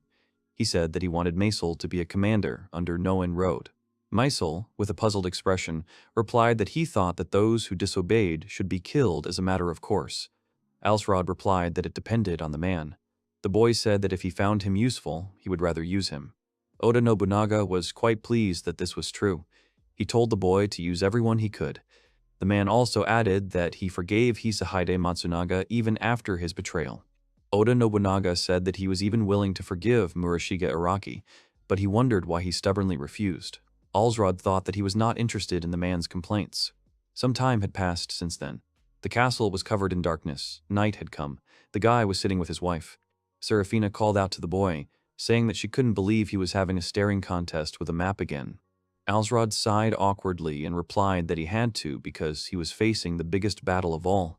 Someone called out to the girl, saying that nothing could be done. Labiala smiled and told Serafina to be patient a little longer. The countess spoke sadly about how lonely she had been. Alsrod began to talk thoughtfully about how both of their bellies were already really big. He said that, if possible, he would prefer to deal with Naguri Prefecture before their children were born. Laviala replied that even for a peerless man like Alsrod, it would be difficult to take over an entire prefecture in a few months. The boy responded in the affirmative. He said that even Oda Nobunaga had not rushed to take over the neighboring province of Mino. The elf questioningly clarified the words about Oda Nobunaga. She asked if the guy was talking about work. Alsrod answered in a panic so that the girl would forget and not worry about it. After that, Labiala quickly walked away from the guy. Alsrod called her name, to which the girl replied that she needed a minute. Serafina said that she and Labiala would be happy to help the boy in any way they could. She added that right now the baby was the most important thing. Alsrod replied that he knew the girls were looking after him. The girl clarified that she meant something more important. At that moment, Labiala brought an unknown girl to the door. She entered and asked for forgiveness. The young lady introduced herself with a bow as Fleur, the younger sister of Mysel Woog. She told him that 2 years ago, she had lived with the renter Naguri as a hostage. Fleur said that she could tell the boys something about their internal affairs, in gratitude for him sparing her family. The girl also added that her older brother will fight on the front lines in the next battle. Fleur said that for his sake she wanted to make sure that the battle went well. She said that to that end she would tell him everything she could. Serafina approached the girl, saying that she had been sent to the Vuj family. She assumed that the girl would be useful. The countess spoke of Fleur being incredibly intelligent and also having a trustworthy demeanor. Alsrod responded that he appreciated her feelings. He asked Fleur if he could ask her a few questions then. The boy started talking about how Naguri Prefecture must be preparing for war. Alsrod asked what would be the best time to attack. Fleur replied that when the wheat harvest began, she said that they would have fewer people to call upon then. Alsrod said that in that case, what did the girl think? Why haven't they attacked them yet? The girl replied that there were several reasons for this. She said that, firstly, they were only concerned with protecting their lands. Secondly, they wanted to avoid conflict with Fordnaria. Laviala sighed questioningly, then asked if they wouldn't rather do that than risk damaging their lands. Fleur tried to answer. Alsrod interrupted the girl, saying that it would take 3 or 4 days to get to the battlefield. The boy said that many peasant soldiers would not like that. Alsrod also said that there was no point in them coming all the way to them if there was no decent prey. Laviala responded in surprise that she understood. She said that she hadn't thought of that. The young count thought that this was another reason why he trained soldiers to be ready to fight at any moment. Fleur said that there was a last moment. She said that this could be a way to lure the count into a trap. She said that the lands of the Naguri rulers were in the wilderness. If the invasion went that far, the enemy would be able to catch them off guard and isolate them, making it difficult to retreat. Fleur said that in that case, their forces could be destroyed. The girl said that for this reason, they are in a defensive war. Alsrod thought her ability to understand her enemy's affairs and tactics in such detail showed that she was more than just a princess in a birdcage. At this point, Serafina turned to her husband and said that they were in her room. She asked if the guy knew. Alsrod apologized with an awkward smile, saying that he hadn't noticed it at all. The Countess replied that she had not meant that. She had suggested that Miss Fleur's room would be more suitable for their discussion. Alsrod realized that the girls clearly wanted Fleur to become his concubine. The guy turned to Fleur and said that if she did not object, he would like to hear more about her views. The Count brought the girl to his room, asking her if her brother knew about it. Fleur answered in the affirmative. She said that before parting in the castle, the guy said that he did not mind if she became part of the Count's family. Fleur turned to Alsrod and sheepishly told him that his wife had also ordered the girl to spend the night with him. The young Count kissed the girl's hand, saying that then they would not disappoint Serafina. Some time had passed since then. Alsrod called out to Fleur, saying that the Vouge family would be safe as long as she obeyed the Count. He promised the girl this. Fleur thanked the guy shyly and asked Alsrod to treat her family well. Alsrod looked closely at the girl and said that he thought she should put on a more cheerful face. He said it was because right now no one would hold a grudge against her if she smiled. The girl thanked the Count. She said with a smile that many years had passed since she had last been spoken such warm words. Alsrod hugged Fleur, telling her that this was the way it should be. He said that the girl looked cuter when she smiled. There aren't many counts in the kingdom who control more than 1 or 2 prefectures. In other words, Alsrod has come a long way toward total conquest, and the preparations for this have already been made. Alsrod informed his troops that their next objective was to invade Naguri Prefecture. After this, the boy's army set out. No one said that they brought with them surprisingly few soldiers. He thought that they would arrive with a whole army. Alsrod replied that this was just a staging area, the rest would come later. He said that if they delayed, reinforcements would be brought to Naguri. The Count turned his attention to Maisel, whom he immediately called out to. The young man thanked the boy for the favor he had shown his sister. Alsrod said that he would take care of her and make her happy.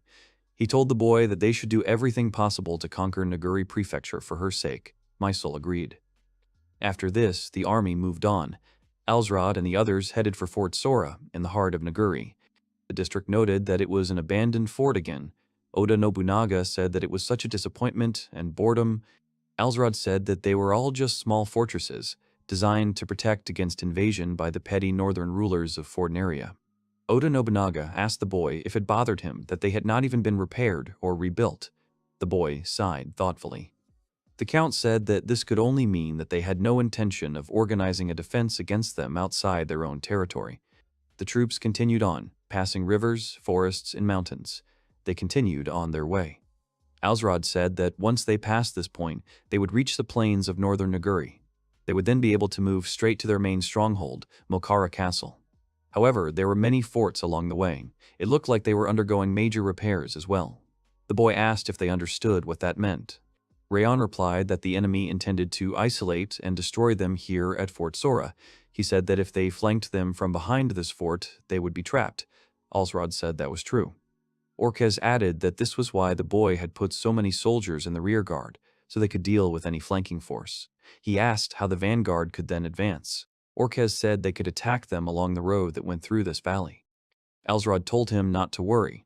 The Count explained that he had already found several secret passages leading from this fort to their fortress. He said that the forts might appear to be protected by a mountain range, but in fact, it could be bypassed. The guy said that therefore, if the forts serve only as roadblocks, then they just need to destroy them in advance. Alsrod said that they would then meet their rear guard, and once they reached the plains, their victory would be decided. Maisel asked if the advance party would be enough to capture them. Rayon was deep in thought, and Orkez couldn't believe he was going to do such a thing. Alsrod told his soldiers that they were all very capable. He also added that he was going with them, so they should do everything possible to win. The Count said that he had nothing to fear, because they would be by his side. Orkez laughed and said that if they didn't show the boy what they were capable of, how could they be men after that? Rayon replied that the White Eagles would protect him at any cost, even at the cost of their lives. At this moment, the special ability, Overlord's Guidance, was upgraded, and the Allies' reliability was doubled. In addition, their offensive and defensive capabilities were increased by 30%. Alsrod looked at the man and thought that they couldn't lose with Oda Nobunaga on their side. After some time, an army began to approach the castle, located high on the mountain. The soldiers called out to each other. At that moment, Orcus appeared behind them. The soldiers tried to report that they were under attack by enemies, but the boy quickly defeated them. By this time, Alsrod had also arrived on the scene. He landed nimbly as he heard someone exclaim that it was the 15th head. Orkis called out to the count, saying that the boy had been there for a long time. He reported that the fort had already fallen. Alsrod replied that this was excellent. He said that it was time to move on to the next step. Orkis agreed, confused, and the count said that they could not linger here. A soldier on the watchtower suddenly saw a light. He quickly reported that they were under attack. He ordered that the other forts be contacted immediately. However, the next moment his partner fell dead in front of him. The soldier panicked and said that it was an enemy. At that moment, Rappa's sword struck him. The other soldiers were confused by the fire that had broken out. They asked if it was dangerous. One of them shouted to bring water because they needed to put out the water. The soldiers called out to the captain, telling him that they had come to put out the fire. The man looked at them in shock, then shouted words about how they should not abandon the gate. At that moment, the large gates opened, and Alsrod and his army marched in. The soldiers realized that this was the army of Ford Neria. Mysel called out to Alsrod, asking him to leave it to him. The count approved his request, telling the boy to go fight with all his determination. Mysel looked at the boy with a smile. The soldiers started cursing because they couldn't figure out how it happened. There were a lot of enemies. The man said they could defeat them if they let him out. Another soldier assumed he was talking about a monster. He asked if the man was talking about the same one that Colt Rentrant had prepared to kill Count Fordnelia. The monster asked if the man wanted to let him out. The huge man opened the door of his cage, saying how interesting it was. The man asked with great admiration if he had really killed all the gladiators. He exclaimed how strong he was. The old man thanked the man for the compliment. He told that, in fact, he had killed 30 gladiators in one night by himself. He was the strongest warrior the old man had. The boy ordered the soldiers to listen to him. He said that once they captured this fort, they would be able to break through the mountain range. Alsrod ordered them to give him this victory. The district called out to the boy, saying that he would go around the fort from the rear to make sure that the enemy did not escape. Alsrod told the boy to stand still. He told him to leave at least one alive. Alsrod was saying that the renters didn't know yet that they were attacking from the fort. They would use this advantage to complete their preparations for the offensive. Reno answered that everything was clear. He said that everything would be done. Rayon shouted to Mysel to take care of the count. The young man answered that he would protect the boy with his life. The soldier ran and said that things were bad. He said that he had to be let out, or he would die. He told the monster to get out of there because Fordnelia's army was already here. The monster asked if he could get out. The next moment, he looked out of the cage. The monster came out of its confinement, causing the soldier next to him to curse loudly. The monster sighed in displeasure. He asked the soldier if there was anyone strong outside. The soldier confirmed his words and then demanded to protect them. The huge monster threw the bars away from himself, saying that they were in the way. Mysel and Alsrod began to lose their balance. They assumed that it might be an earthquake. A monster came out to them, and the soldiers began to talk about whether it really was a giant. Mysel stood before the count and said that he would take care of him. The young man began to read the spells. Mysel readied his spear and then took aim. He swung and quickly threw the weapon at the approaching monster. The monster looked at him in surprise, then stopped the spear with his hand. He looked at it silently and then pulled it out. He threw the weapon back to the shocked youth, saying that he was returning it. Mysel was about to curse, but then a hand came towards him. The giant monster grabbed the young man and threw him powerfully into a nearby wall. Alsrod called Mysel's name loudly. The boy was badly wounded. The monster jumped towards the boys. Alsrod managed to grab Mysel in his arms. He was able to jump away from the attack site, avoiding the monster. The count asked the boy if he was okay. Mysel told the boy not to worry because he was wearing reinforced armor. Alsrod said he had never heard of a mercenary who was so big and so fast at the same time. The giant grabbed a piece of the wall behind him with his hand. Alsrod shouted to the soldiers nearby to run to the side. The next moment, the monster threw a piece of the wall towards them with great force. Alsrod was able to defend himself with his sword. He looked at what was happening in shock. The boy looked at the monster and cursed loudly. Oda Nobunaga could not understand what kind of monster it was. Alsrod turned to Mysel and told the young man to cover him just enough so that he wouldn't die. Mysel, in shock, called out to the count, who rushed to attack the giant monster with his sword. The young count was quickly stopped with a knee strike. The monster kicked Alsrod hard, sending him flying. Mysel called out to the Count in shock. The boy, in turn, turned over in the air and addressed the giant. Alsrod asked him what he would be. As he spoke, the monster's hand was badly wounded. The monster clenched his fist and said that he had been told that he did not need a name. Alsrod was extremely surprised that this huge monster had no name. He could not even believe that someone with such incredible power was only a servant. The monster made a quick and extremely powerful dash forward, which surprised Alsrod. He had to retreat immediately because he could not foresee this. A small amount of blood splattered across his body as he clenched his jaw and prepared to fight on. Suddenly, a huge block of ice appeared under the boy, created by Mysel. Alsrod was as surprised by this as the monster, who was stopped by him. Alsrod landed and immediately turned to Mysel, asking if he hadn't said earlier that it was enough for the guy to die.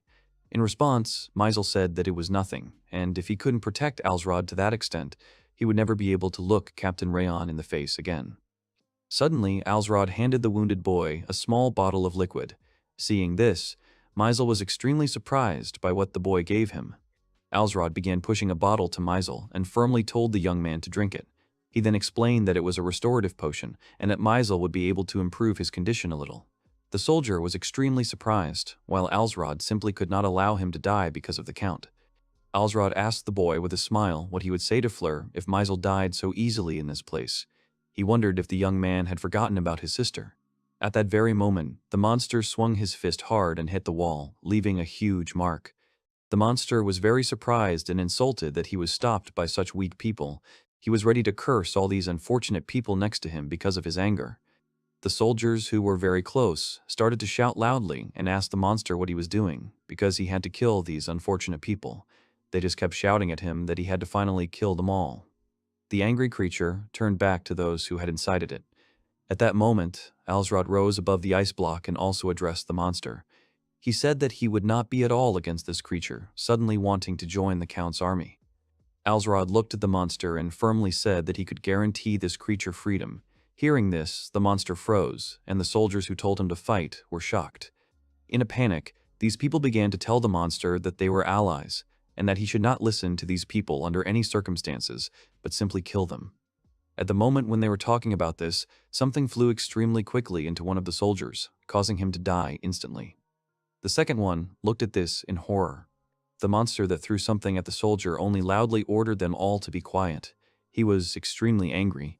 The monster then crouched down to be level with Alsrod. The Count asked if the creature wanted to come over to his side and what his answer was. The monster asked if the man knew that he had killed anyone who had told him so in the past. The monster smiled extremely cruelly and said that he didn't care at all whether Alsrod was his friend or his enemy, because he just wanted to kill absolutely everyone who was stronger than him, and that was his whole goal. Oda Nobunaga, who was watching this, thought about it and said that he could smell Yasuke coming from him, but perhaps he could be mistaken because of his work. At that moment, the monster rushed to attack Alsrod, wanting to crush the guy. Suddenly, a small arrow flew right into his eye, which instantly stopped him from acting. He stopped and sighed in irritation, adjusting his eyes. At this time, Rayon stood at a distance from the monster and aimed for another shot. The monster was so angry about what happened that he began to scream loudly and swing his fist to hit Alsrod and Mysel. In an instant, the attack was blocked by Mysel's heavy efforts, while Alsrod just silently looked at the floor. He asked the monster if it was really going to kill him. At that moment, Alsrod stood up, holding his sword in his hands. He said that the monster shouldn't be so stupid. The guy used a special ability, Pride of the Ruler. This ability doubled the speed and attack, provided that the bearer was protecting someone. At that very moment, the proud monster began to receive quick and precise wounds all over his body. It was so imperceptible to him that he simply bled out trying to understand what was happening. At the end of this attack, Alsrod stopped in place, holding a sword in his hands. He was behind the monster. The monster, struck by this attack, began to fall backwards, but quickly regained control of its body and stood up. The area watching from the side were genuinely amazed that this creature could still stand on its feet after such a brutal attack. The monster tried to regain his balance and leaned on his knees while Alsrod watched silently as he stood up. At that moment, a memory flashed through the creature's mind. He remembered how a certain man had said that he didn't need a name at all, because it was completely unclear how a servant would eat a demon in a disgusting show. The man said that he would make the boy a gladiator, and only when he defeated the strongest would he be able to get a nickname for himself. The monster leaned on the ice and slowly stood up. At this time, Alsrod turned to Oda Nobunaga and said that he wanted to borrow the name of the man the spirit had spoken of earlier. He approached the monster and said that he recognized it, but if it remained nameless, it clearly could not be passed on to future generations. He said that this was the reason why he would name the monster. After that, he said that from now on, this person's name would be Yasuke. Hearing this, the monster was genuinely amazed. After that, the boy smiled widely and said that he liked that name. When those words were said, Alsrod and Yasuke immediately rushed into battle with each other. Alsrod raised his sword while Yasuke rushed at the count with his bare hands. They both wanted to fight with all their might. Yasuke quickly pulled out the arrow that was sticking out of his eye and then threw it at Alsrod with all his might. The boy was shocked by the attack, but still managed to dodge it. While the count was busy dodging, this was a good opportunity for Yasuko to attack. He grabbed the boy's leg and squeezed it tightly, causing a cracking sound to resound throughout the room. After that, the monster swung and was about to throw Alsrod with all his might. In the moment before he let the count fly, a small arrow flew right past his face, stopping him. At the moment when Yasuko was distracted by the unexpected attack, Alsrod took advantage of this and plunged his sword into the monster's neck. Yasuko immediately froze and coughed up blood, after which he fell to the ground, exhausted, and bled to death on his own. After the monster fell, Alsrod also fell down exhausted and began to breathe deeply. It was quite a difficult battle for him. After that, the boy took a quick look at the monster and took off his coat. He quickly covered Yasuko's body with his clothes while Maisel and Rayon ran to his aid. Finally, Alsrod and the others won a deadly battle with Yasuke in the final fort. They then reunited with the rearguard led by Civic and launched a full-scale attack. On the other hand, Rentrant's army was powerless against the long spears located on the high ground. If they tried to break through, they only ended up in a dead end, where the arrows had finished their work. The enemy was taken by surprise by the report that it was only a small part of Alsrod's forces. The man screamed in rage that he had been fooled. He exclaimed that the report from the fort was nonsense. A soldier came to the man and addressed him, saying that he had urgent news. The man asked, displeased, what else had happened. The soldier reported that Molkara Castle, their capital, was under attack. The man asked in shock who they were being attacked by. He asked about the fact that they weren't currently fighting the Fordnelia army. The soldier said it was the ruler of the northeast, Ward Rentrant. The man exclaimed in shock that this was a branch of his family. He couldn't believe that they had been working together from the beginning. Although Colt Rentrant and his clan narrowly escaped death, defeat on their own soil led to a sharp decline in the number of his followers. Colt Rentrant, his clan and senior vassals were too proud to surrender, so most of them simply took their own lives. It had only been a few months since Alsrod had unified Fordnelia Prefecture. Now he had already conquered Naguri Prefecture and become the ruler of 2 prefectures. Civic and Alsrod were talking about something. The man thoughtfully replied that he understood everything. He was saying that it turned out that there was such a person. He said that if they had met earlier, they could have become good friends. Civic said that he never thought his old bones would survive until the end of the Rentrant's existence. Alsrod told the man not to be surprised. He added that Civic should know that as long as he lived, the boy was going to create his own kingdom. After some time, Fenelia came to Alsrod and called the boy. The treasurer said that such work could not be completed in one night. Alsrod told the boy not to tell anyone about it. He asked if the boy understood him. Alsrod also added that fortunately, most of the Naguri financial officials had survived, so the count wanted Fenelia to work with them. The boy listened to the count. Alsrod reflected that they could now mobilize more than 10,000 soldiers. After this, a man approached Alsrod and said that Seraphina's head maid wanted to tell him something. The count replied that he was listening. The girl told him that the countess had gone into labor. The girl was surrounded by maids in her bed. The head maid exclaimed that the boy was going to have a child. Alsrod quickly went to Seraphina's room, where loud crying was coming from. The girl turned to her husband and said that she had done it. The young count approached Seraphina with great surprise, who informed Alsrod that it was a boy. Alsrod reached out to the child and, with tears in his eyes, promised that he would always protect him. The guy turned to Seraphina, telling her that she had tried hard. The girl at that time looked at the guy with concern. Alsrod thought that the birth must have been very painful, judging by the girl's red hands. He thanked the girl heartily. The count said that he no longer had to worry about the heir. Serafina began to say that they did not yet know whether he would cope with this role. The guy was surprised to think that this was typical.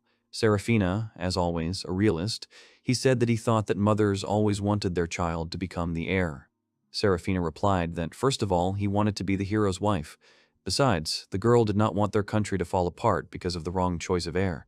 Alsrod looked at the child and wished him luck, saying that he would follow in his footsteps.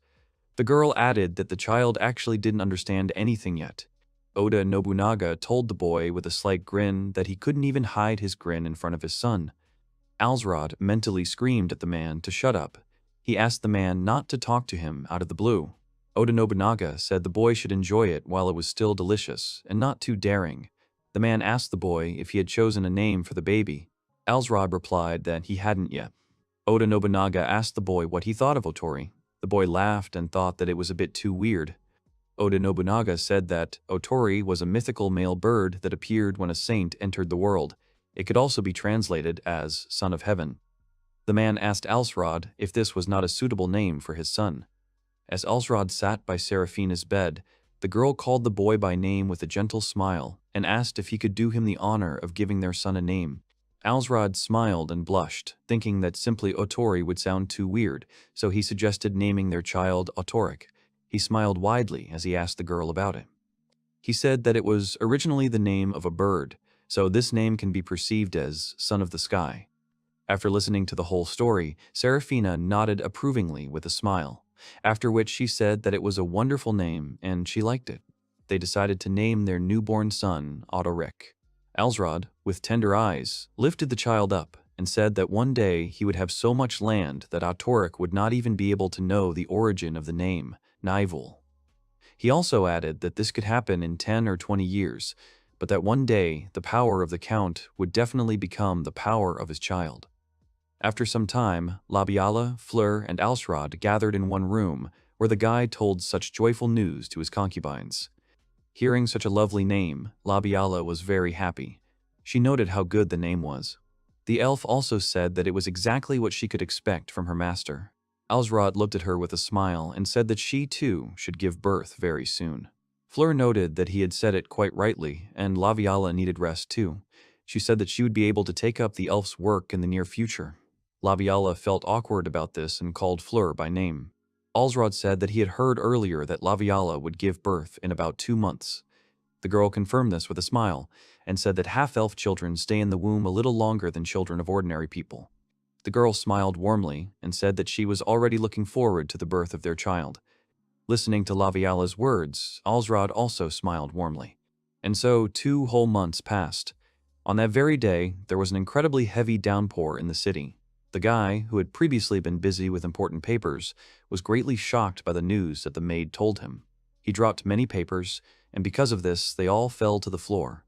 Alsrod crossed his arms and sighed heavily, thinking about Labiala going through a breech birth. It was an extremely difficult process, and he was very nervous. The maid bowed low and told her master that she would do absolutely everything to save Labiala's life. Alsrod loudly exclaimed to the girl that she must save them both. Hearing this, the maid was greatly surprised and immediately raised her gaze to the Count. The guy covered his eyes with his hand and loudly exclaimed that this was his absolute order and she could not disobey him. He cursed, being in real despair. He stood up from his chair and turned to God himself with a request that this birth would be successful.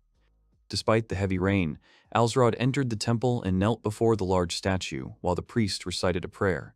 Alsrod folded his hands and closed his eyes. Before his eyes was the image of Labiala, who was admiring the petals of some flowers with a wide smile. He was sitting on his knees when suddenly another person's footsteps were heard in the temple. The guy looked up and, to his surprise, saw Serafina next to him, completely soaked in the rain. The girl carefully lifted her skirt with her hands, then sat down on the floor next to Alsrod and also folded her hands in prayer. Alsrod looked at Serafina in bewilderment and said that he had not even heard that she would come there. The girl said that the gods themselves had given her the job of a saint, and therefore it made sense that she was in that place now. The girl continued to pray, telling Alsrod that she would like to become his guardian angel and also a goddess herself. She also added that Labiala herself was very dear to her. Alsrod watched the girl silently, in genuine shock. Right after that, he clasped his hands together again and thought that everything was right, and everything had been completely different when they were with his mother, but now she was his wife. That was how that restless night passed. The guy entered the building when suddenly a maid ran up to him and happily told the gentleman that he and Labiala had a baby girl. The guy immediately began to panic and decided to ask what happened to Labiala and what condition she was in at the moment. With a smile on her face, the maid burst into tears and said that Labiala was fine and that she had managed to do it. The servants who were nearby shouted joyfully. After receiving this news, Alsrod immediately rushed down the corridor, wanting to meet Labiala. The maid was surprised by such behavior of the master. As Alsrod ran towards Labiala at high speed, he saw many servants looking at him in surprise. Many of them also congratulated the boy on what had happened. Opening the door, he saw Labiala, who was conscious and lying on the bed, and next to her was a maid helping the concubine. Seeing Alsrod, the girl greeted him. The guy quickly rushed to Labiala and grabbed the girl by the hand, asking if everything was okay with her. Labiala was very surprised, but quickly said that everything was okay with her. Alsrod was looking at the girl's face when she suddenly laughed sweetly because of him. She warmly said that she felt a great relief the moment she saw his face. She looked at Alsrod, who was still holding her hand, and said that at that moment she remembered the words he had said to her before. The girl felt incredible pain, just as she was about to give up, when suddenly she heard his voice. She looked at Alsrod with a smile and asked if he remembered them. She raised her hand and placed it on her lover's face. These were the same words he had once spoken to Labiala in the reward fort. He had told her that even if she left him, he would still bring her back. Realizing all this, Alsrod simply could not hold back his tears. Labiala took his hand and told Alsrod with a wide smile that she had finally returned. These events took place before Fleur became Alsrod's concubine. The girl smiled warmly at her brother and told him that she was going to Moust Castle. She added that he should not worry because she would look after their sisters. Maisel lowered his head guiltily and apologized to the girl for always having to do all the work for him. Fleur said that her brother was a hostage until he came of age, and it was thanks to him that she became so good at ruling. The girl said that he should remember that her job is to support him, and this is certainly not a burden to her. Maisel smiled warmly and said that she had now become the Count's wife, and therefore he would like her to support him. He firmly said that now it was her turn to be happy. The girl froze. She could not believe it and did not know whether she had the right to be happy and whether she would succeed. The girl wrote a letter. She said that when he was held hostage, she continued to smile only because she thought of him and their subjects. Fleur was not sure if she would be able to smile again if he died in the future. Maisel sighed and smiled, then said that she shouldn't bury him so early because he was definitely going to restore the good name of the Vouge family by winning the next battle. Fleur smiled warmly and said that he must definitely return. Otherwise, she would never be able to smile when she returned to the Count. After the conquest of Naguri, the girls were all together watching the event. Seeing the approaching parade, the girls shouted loudly that they had won, and this was the triumphant return of the Count. Maisel, who was also riding a horse in the parade, suddenly noticed something. He saw Fleur, who was next to the joyful Labiala and Serafina. Seeing Maisel, Fleur also smiled warmly and waved at him. Labiala supported her friend while Serafina watched with a smile. Alsrod told Maisel that they were lucky to see Fleur smile again, because if they died, they would never be able to see it again. Maisel blushed slightly and said that the Count should not tease him like that. Oda Nobunaga, who was standing next to Alsrod, turned to the boy and asked if this meant that he had finally found him, and Alsrod confirmed these words. Oda Nobunaga thought about it and asked what Alsrod was planning to do now that he had found it. The Count sighed and said that it was quite obvious. He said that he was going to use it as an initiative to advance to the capital. Alsrod bowed low to the man standing in front of him. The guy looked at the Count and said that he wanted to thank Alsrod for accepting him, but there were some nuances. He said that he had come to this place because he had previously heard information that Alsrod could offer him support. The guy was visibly nervous as he spoke about this. When the Count looked up, the boy awkwardly admitted that he was curious if what he had heard was true. This boy was Hase, the abandoned son of the former king. He has no titles because of the current king, Paphos VI. Alsrod had already decided that he would use this boy for his own purpose. Alsrod bowed and said that it was not surprising that His Royal Highness the Crown Prince had some suspicious doubts. However, the boy was worried about the fact that the kingdom of Turval was currently in complete chaos. Alsrod worked hard to put an end to all this chaos as soon as possible. Hase was very surprised when he heard himself addressed in such a way. The boy did not expect that Alsrod would call him Crown Prince in this place. The boy's face showed malice as he smiled and asked if the Count had called him Crown Prince. The boy loudly asked if Alsrod knew that he no longer held that title. In response, the Count exclaimed that he had long been aware of the unfair treatment of Hase by the current King Paphos VI. He said that the boy could easily have received the title of Duke or the position of Viceroy, but instead, he deprived Hase of his titles and even tried to kill him. Hase awkwardly looked away because he could not find a single argument against Alsrod's words since the Count was completely right. Alsrod firmly said that what His Highness the Crown Prince needed at the moment was a sword and a shield. After these words, Hase's eyes trembled. He quickly looked at Alsrod, who in turn extended his hand to the Crown Prince and said that he could offer him both sword and shield. Hase was extremely surprised. After a while, Alsrod raised his hand with a proud smile. Another man, who was at the large drum, struck it with his stick. Immediately after this, the huge army moved forward in one go. Each soldier walked confidently, without being distracted by anything. At the same time, Alsrod also took several confident steps forward. He said that he was ready to do a lot to restore their glorious kingdom. Hase just looked at the guy in amazement. Alsrod knelt down before the Crown Prince and bowed his head, then sincerely asked His Highness to take the throne of this kingdom. Hase froze, looking at the Count, who bowed his head before him along with his entire army. The boy said that he, Alsrod Nival, was ready to give his life for this future, as well as to serve His Highness Hase. The boy was in doubt. Alsrod thought that he had no doubt that this prince had also dreamed of becoming a king in the past, and therefore he thought that kindling this fire in him was even easier than he could have imagined. Hase took a deep breath, then said that he understood everything.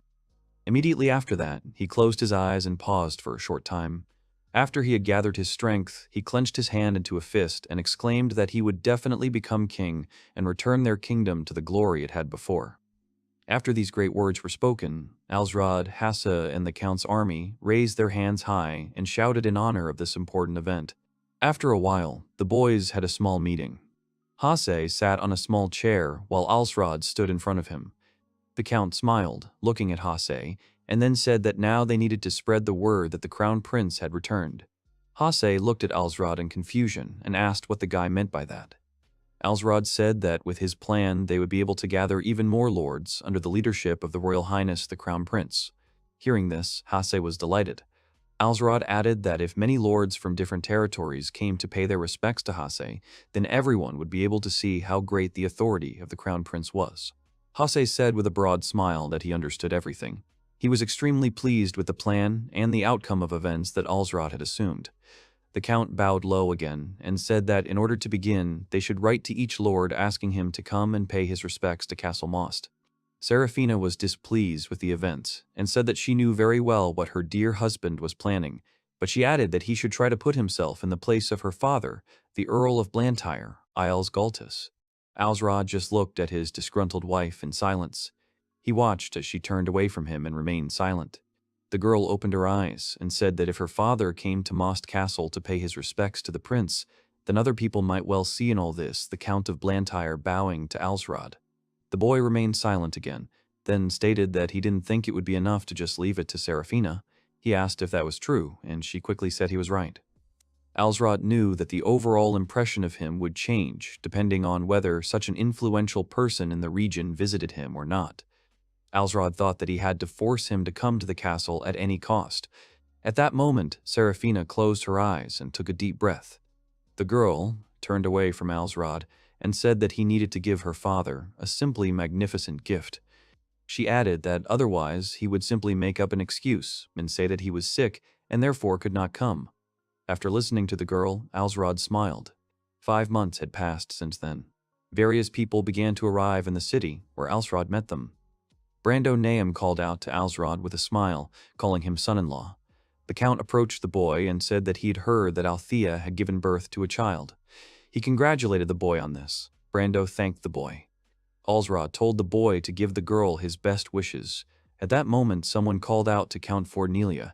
The Earl of Blantyre, Galtis, called Alsrod his son-in-law. The people around him began to whisper about the man's identity. Alsrod thanked the Earl for coming.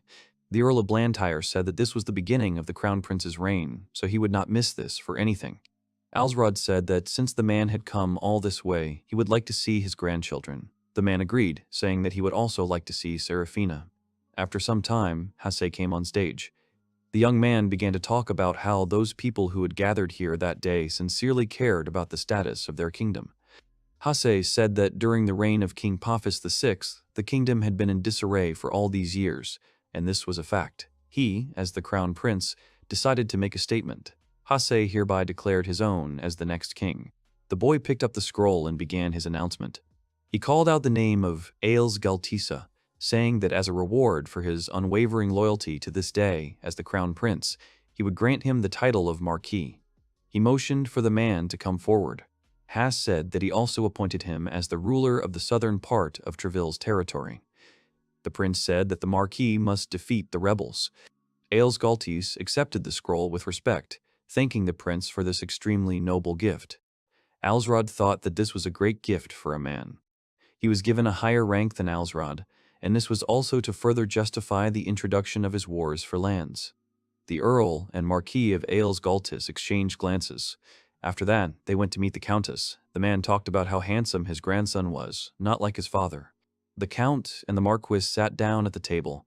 The man said that he had not expected the boy to deal with them so quickly. He asked Alsrod how he had managed to defeat the Rentrants.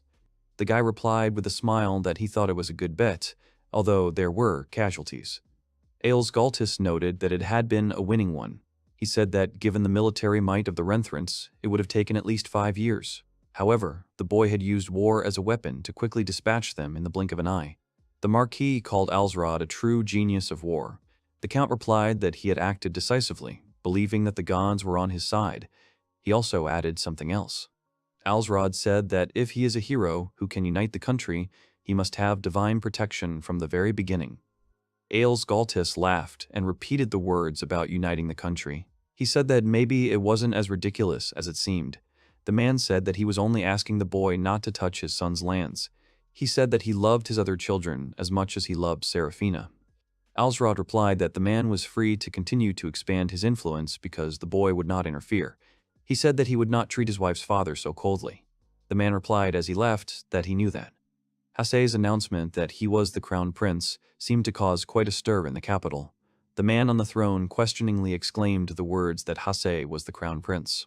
He cried out that they should deprive the fools that were with him of their titles and also of their territories, saying that this was a royal command. Fleur and Alsrod were sitting on the couch. The girl was looking at the paper and saying that with the royal line split in two, even a royal decree was pretty meaningless. She asked if the boy thought the same. Alsrod, rising from Fleur's knees, replied that this had happened throughout the 100-Year Rebellion. He said that rulers who were at odds with the king had changed the situation by supporting the opposition. The boy said that, in this way, the king's authority had fallen even further, saying that they had predetermined their own future. Fleur said that, especially the temples, who had always ruled their lands, praying for the stability of the royal family, were unsure about going over to the boy's side. Alsrod said that Fleur had been of great help in solving the temple land issues. He thanked the girl for this. Fleur replied that she was glad that she had been useful to the Count. At that moment, the guy quickly extended his hand to the girl, pulling the surprised Fleur towards him. He said that these formalities were enough, because she was now also one of his wives. Alsrod told the girl to address him as her husband, or however she wished.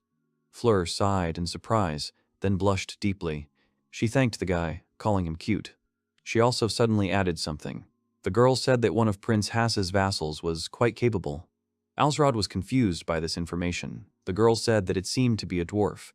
Alsrod was confused by what he heard. He had not known that the prince had a dwarf. Fleur said that it was a female dwarf, not a male. She said that she thought her name was Kalara Hilara.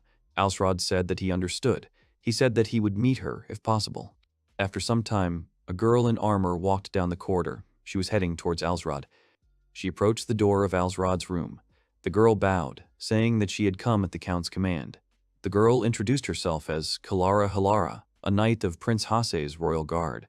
She explained that she came from a family of warriors, where she was raised together with Prince Hase. Alsrod said he had heard that the girl had performed royal ceremonies in the ancient traditional ways, even when Prince Hase was a wanderer. He asked if he could ask her more about these traditions. Kalara said she agreed. The girl said that she would like to mention the political ceremony at the beginning of the year first. She said that the regent or the king himself gives his word of honor. The girl explained that, according to tradition, swords are presented to the king in order of rank, and the king repays in kind by presenting a more valuable sword. However, a sword from the king signifies recognition of his lordship's right to rule the country, basically following in the king's footsteps. Alsrod told the girl that this was enough. The count thought about what a smart woman she was. The guy said that he understood everything. Alsrod thought that he wanted to hire her, because among his servants he had never had anyone like her. The count approached Kalara Halara, asking if she would like to serve him, if possible. He told the girl that, you see, he came from a simple family and was not familiar with the traditions, which could disgrace the prince. Kalara replied that if the boy was not against her, she would serve him. Oda Nobunaga frowned, saying that he did not like this woman. The man looked at the girl, saying that she reeked of Akechi Mitsuhide. Alsrod repeated the name questioningly in his head. Oda Nobunaga told him that he was as well educated and intelligent as this woman, but in the end he betrayed the man. Alsrod realized that the girl reminded the boy of someone who had betrayed him. Oda Nobunaga added that not only had he betrayed him, but also had killed him in Hanoji. He said that of course he was much older than her at the time. The man told the boy to be careful. Oda Nobunaga said that anyone who has mastered the ancient traditions is a conservative, and when faced with revolutionaries like Alsrod, they simply cannot accept it. The man said that he had warned the boy. Alsrod turned to Kalara, saying that he would grant her part of his lands. Alsrod said that since the girl would now serve him, wouldn't the crown prince have some strange ideas about her serving the boy? Alsrod told Kalara that if she had a romantic relationship with the prince, he would stay away from her. The girl replied that it had been passed down from generation to generation, that members of the royal family were forbidden to have children with vassals. Alsrod replied that it was clear to him. He apologized to Kalara for such an absurd question. The count stood up and extended his hand to the girl, saying that he would count on her, calling Kalara by name. She remembered Prince Hase telling her that they had very few men, so they had taken her into the royal guard. He had said that a dwarf serving in the king's court was absurd in itself. Kalara thought about how she hadn't shaken a man's hand in years. Kalara Halara spoke words of honor to Alsrod and asked him to take care of her. Later, in his spare time from politics, Alsrod learned from Kalara about various royal etiquettes and traditions. The boy's plans for invasion also moved forward steadily. After almost a year, he captured Ikudo to pave the way to the royal capital, and eventually became the ruler of 3 prefectures. Leviala exclaimed excitedly that it was her time to return to the battlefield. Alsrod said that he had been waiting for the girl to say that. Leviala asked if the boy had plans for her. Alsrod said he had heard that a group of Olbia rulers were trying to unite against Brando. He said he wanted to make sure he could fortify the south. The girl said she understood. The count also said he wanted to try using Kalara as a commander in the next war. Leviala thought the boy was talking about that smart girl, the dwarven knight. Alsrod said the girl hadn't been on the battlefield for a long time, but her form was still good. He asked if that was true. The girl confirmed the guy's words. She said that she never neglected archery exercises when she had time. Alsrod led a charge of 3,500 warriors south, but not to join Brando Naham. Instead, he was going to fight the alliance of rebel representatives in northwest Olbia to prevent them from being caught in a pincer movement. The count told the girl that he was putting 300 soldiers at her disposal. He told her to show what she was capable of. Kalara agreed. Leviala, who had been by his side the entire time, was greatly encouraged.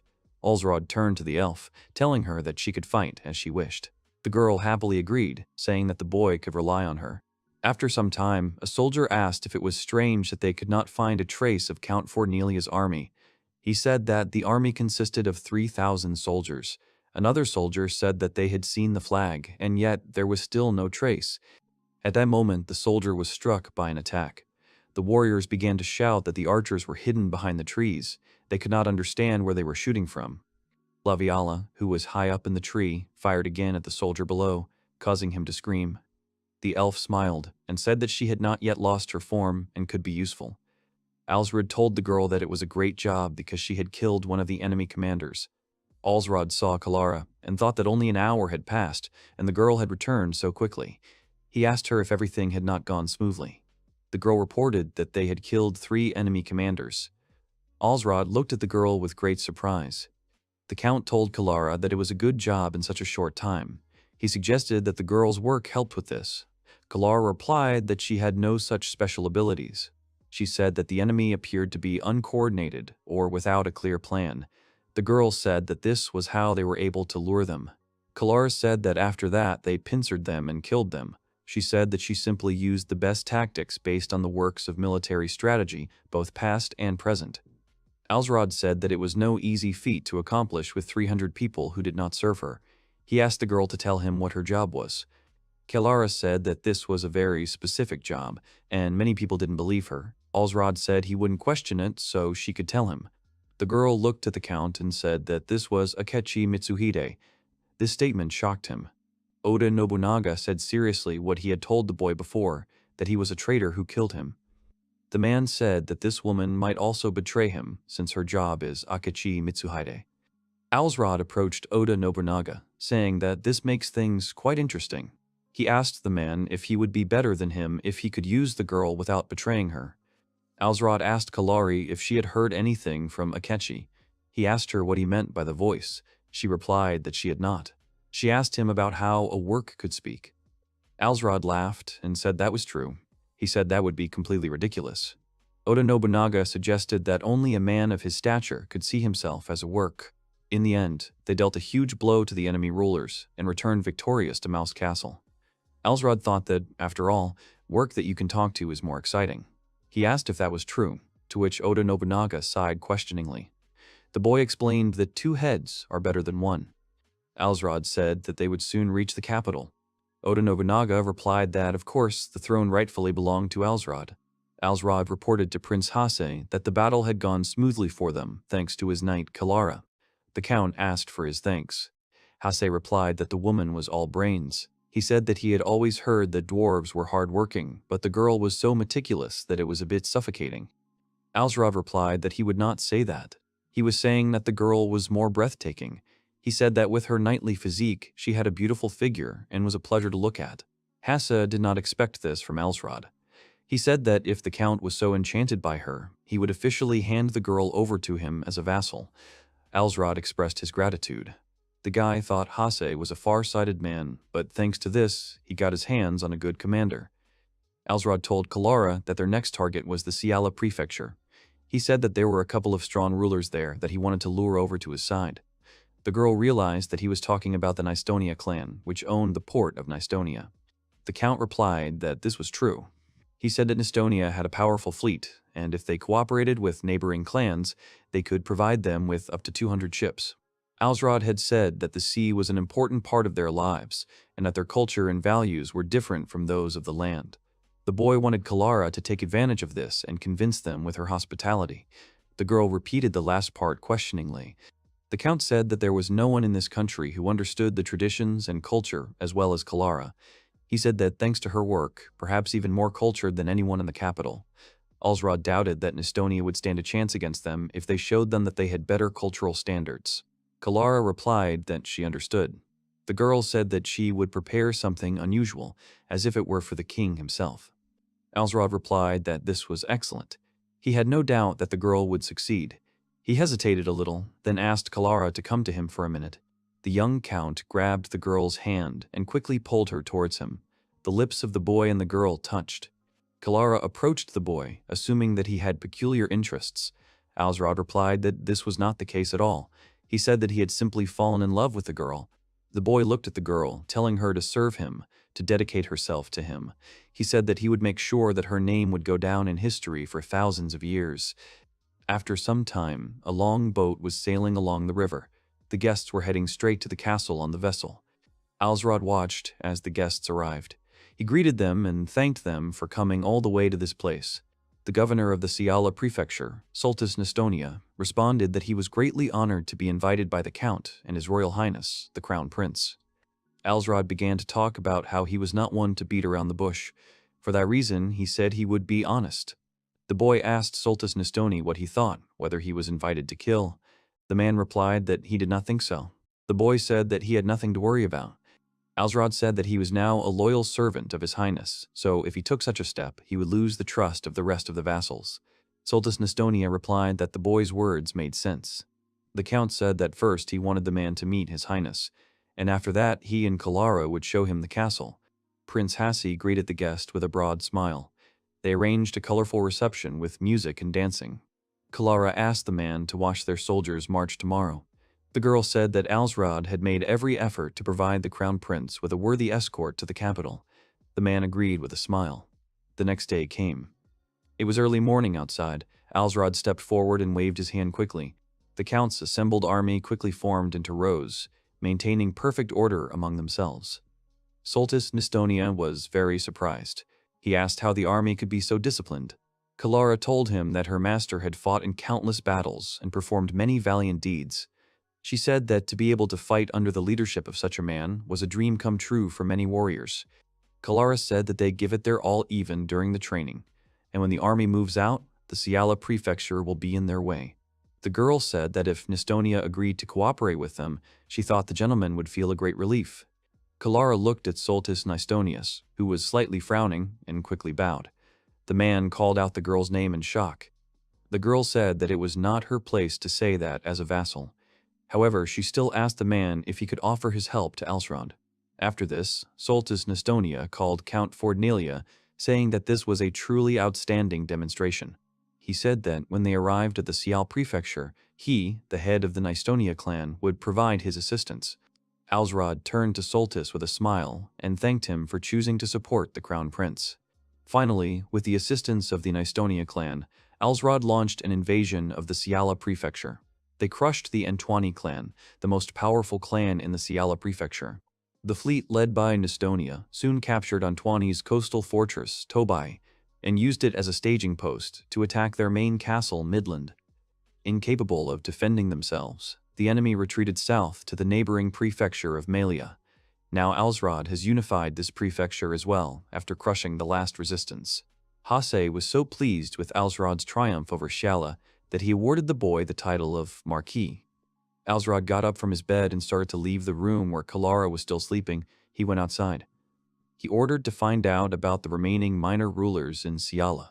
Find out if they intend to obey the guy's orders and report to him. A wolf came out to Alsrod, so the boy told him to speak. The count said that he could express any thought. A girl appeared in front of the boy.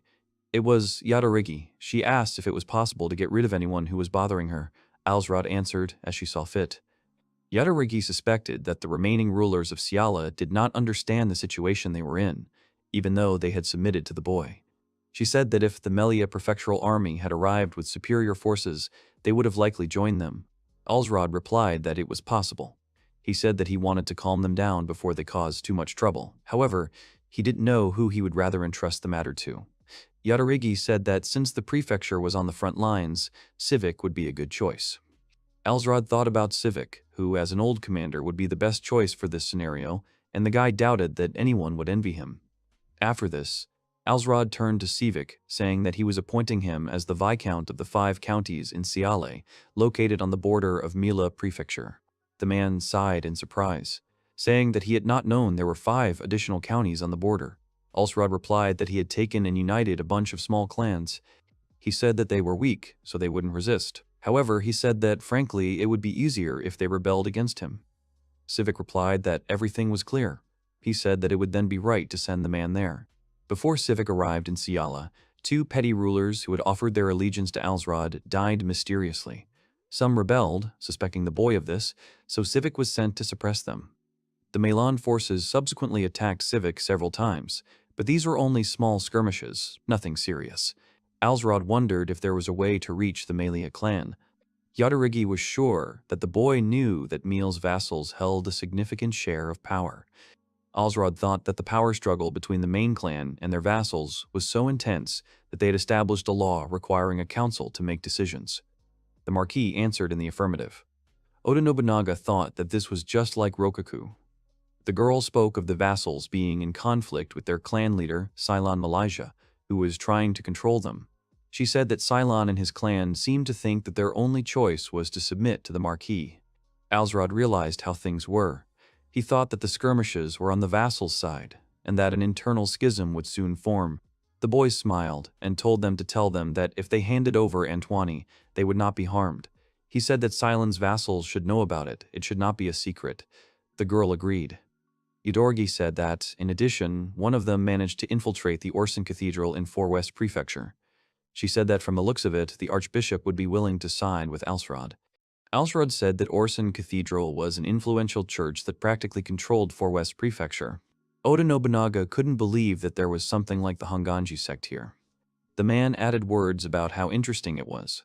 He said that he had a very difficult battle with the monk. He was interested to see how the guy would do. After some time, Oda Nobunaga woke the boy up, telling him that she was there. The girl reported that the clan leader, Silan Malia, had exiled one of his main vassals.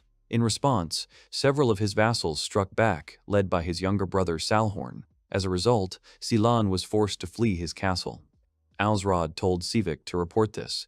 He told him to tell Silan that Alsrod was ready to provide him with his protection.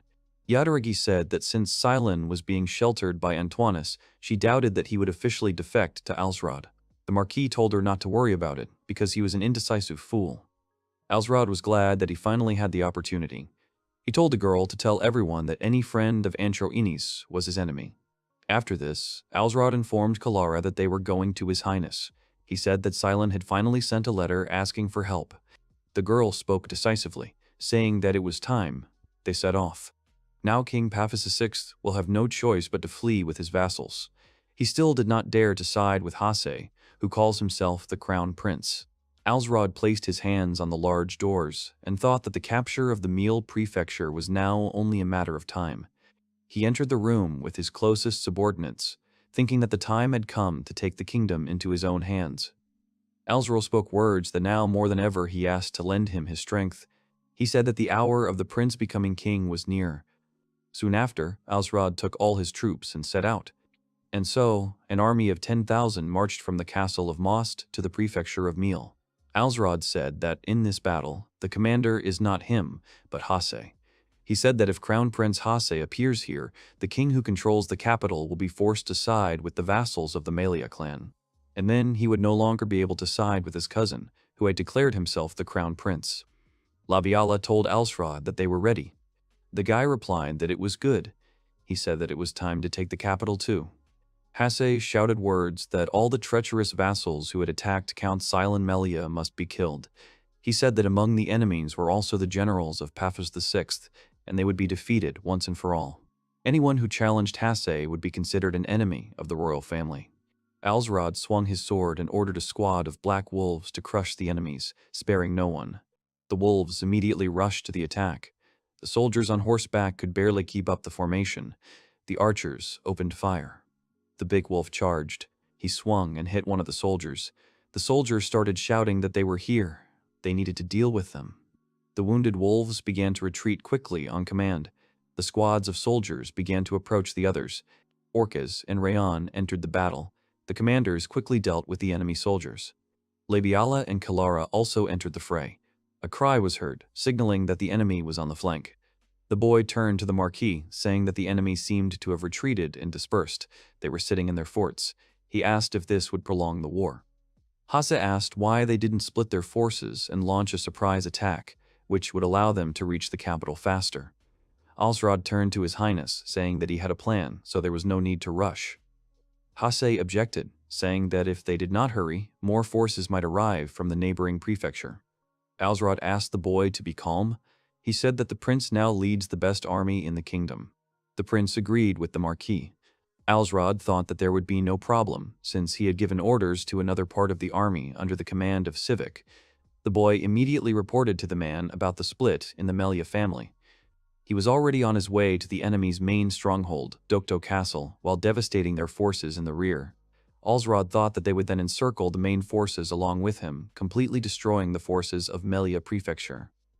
Several days had passed since then. No one shouted that they were not to allow anyone who resisted to escape. Alsrod was informed that Sivik had captured the Melia clan's castle, Dokdo Castle. The soldier said that Salhorn Melia, the clan's legitimate heir, had fled to the capital. At this point, another soldier arrived with a report. He said that most of the enemy army wanted to surrender. Alsrod told him to tell them that he accepted their wish to surrender. The man told him that the plan might not have worked if it had not been for this old soldier, a comrade at Fort Nograd and one of the general's most trusted. Alsrod exclaimed that this battle would mark a new beginning for their kingdom. He said that their path now lay to the capital, where they would proclaim the crown prince king. Alsrod told the girl that he once made a promise to Sivik that he, while alive, would see the unification of the entire kingdom. Leviala listened carefully to the guy and said that they should try to make the promise come true. Thus, Alsrod led his troops through Malia and Four West prefectures to Fort South prefecture, approaching the capital. Later, the head of the Santira clan and a large force in Fort South fled due to losing the will to fight. Realizing that he could not win the war, King Pafuz VI abandoned the capital and fled west with his clan. He will probably continue to call himself king, but abandoning the capital will create a terrible impression on the people. Hasei said that here it is, the capital. He said that he never thought that he would be able to return here. The prince, with tears in his eyes, told the Marquis that he did not know how to express his gratitude. He thanked Alsrod heartily several times. Alsrod turned to His Highness, saying that this should wait until they entered the capital. Hassa said he just wanted to let the boy know how grateful he was. The Marquis thought that, frankly, the prince's crying made him feel like he was doing him a favor by letting him use the boy. At that moment, the prince said that he had also promised Alsrod the title of regent. This left the boy dumbfounded.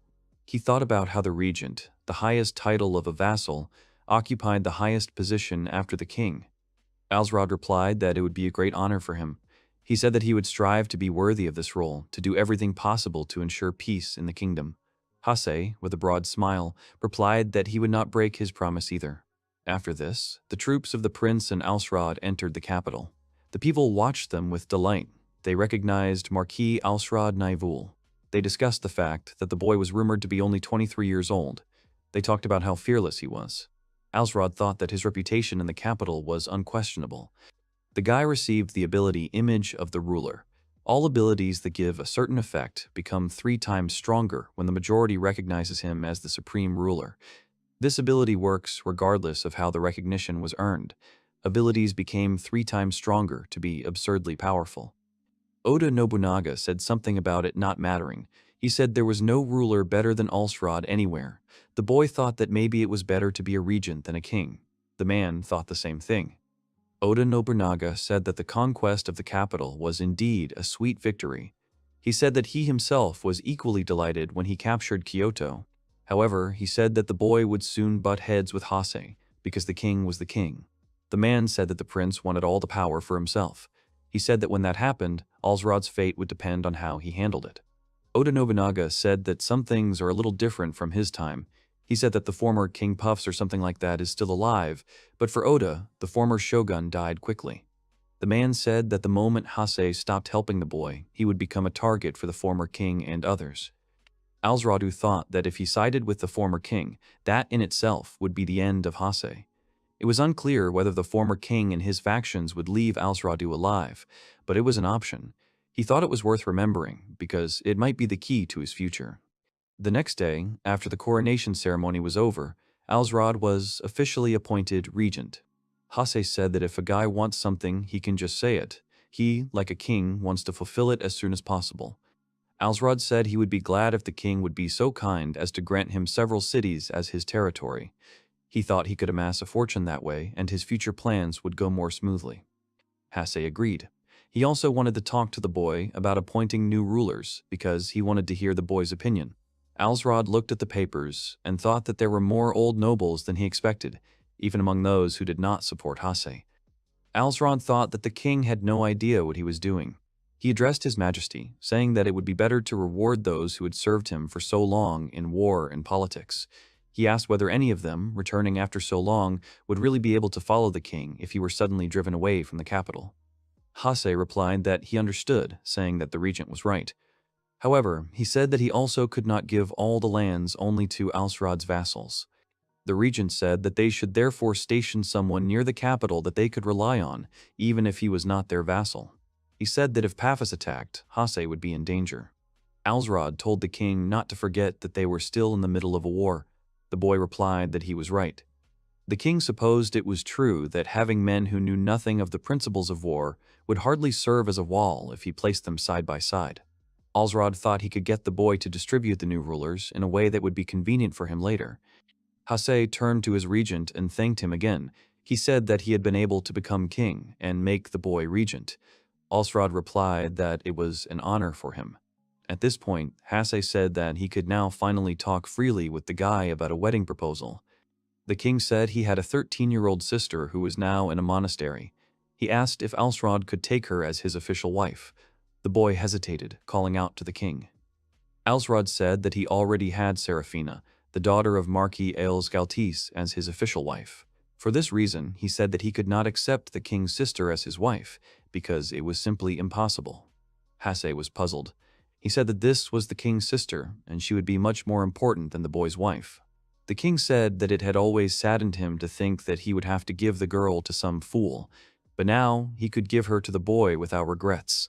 He was sure that his late father would have been very pleased. Alsrod thought that this was certainly a good offer. If they have a child, the child will have royal blood, and Alsrod will become part of the royal family. However, he didn't know how Serafina felt about this. The guy didn't want to break his wife's heart with just a political decision.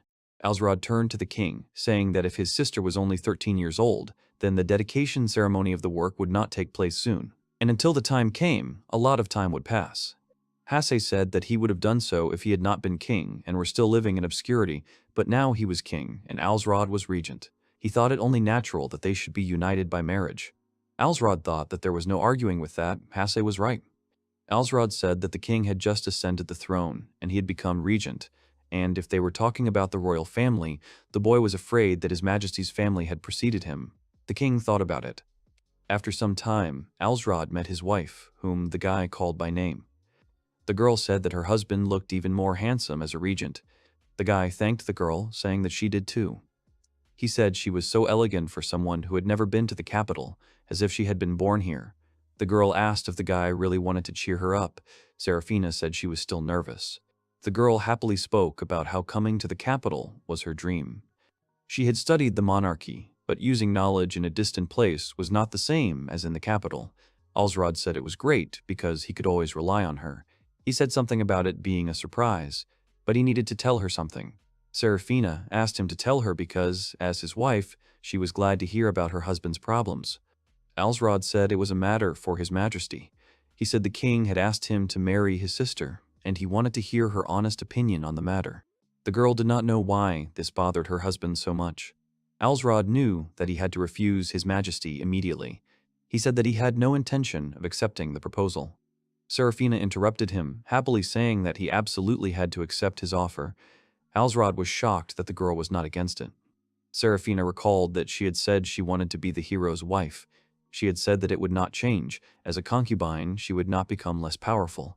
In fact, the girl had been looking forward to guiding someone so young. She said she would support the boy on his journey to becoming a hero. She told him to do what he had to do. Alsrod replied that she was right. Until they defeated the supporters of the former King Paphos, they had better have close ties with the current king. He decided to tell the king that he was ready to take his sister as his wife.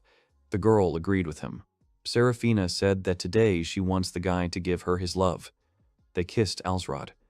The guy pushed the girl onto the couch, saying that his love for her would never fade. Serafina agreed. After this, the couple happily lay in bed and hugged. At the appointed hour, Alsrod was to meet the king's sister. He said that he had been told that the girl was already here. Oda Nobunaga noted that an hour had already passed. The man said that he felt someone's presence now. He said that there was definitely someone in the room. He added that this someone was not hostile. Alsrod stood up and asked who was hiding behind that curtain. Someone next to the guy laughed. The girl said that the boy had finally found her. She asked how His Excellency was doing. She introduced herself as Lumi, the sister of the current king.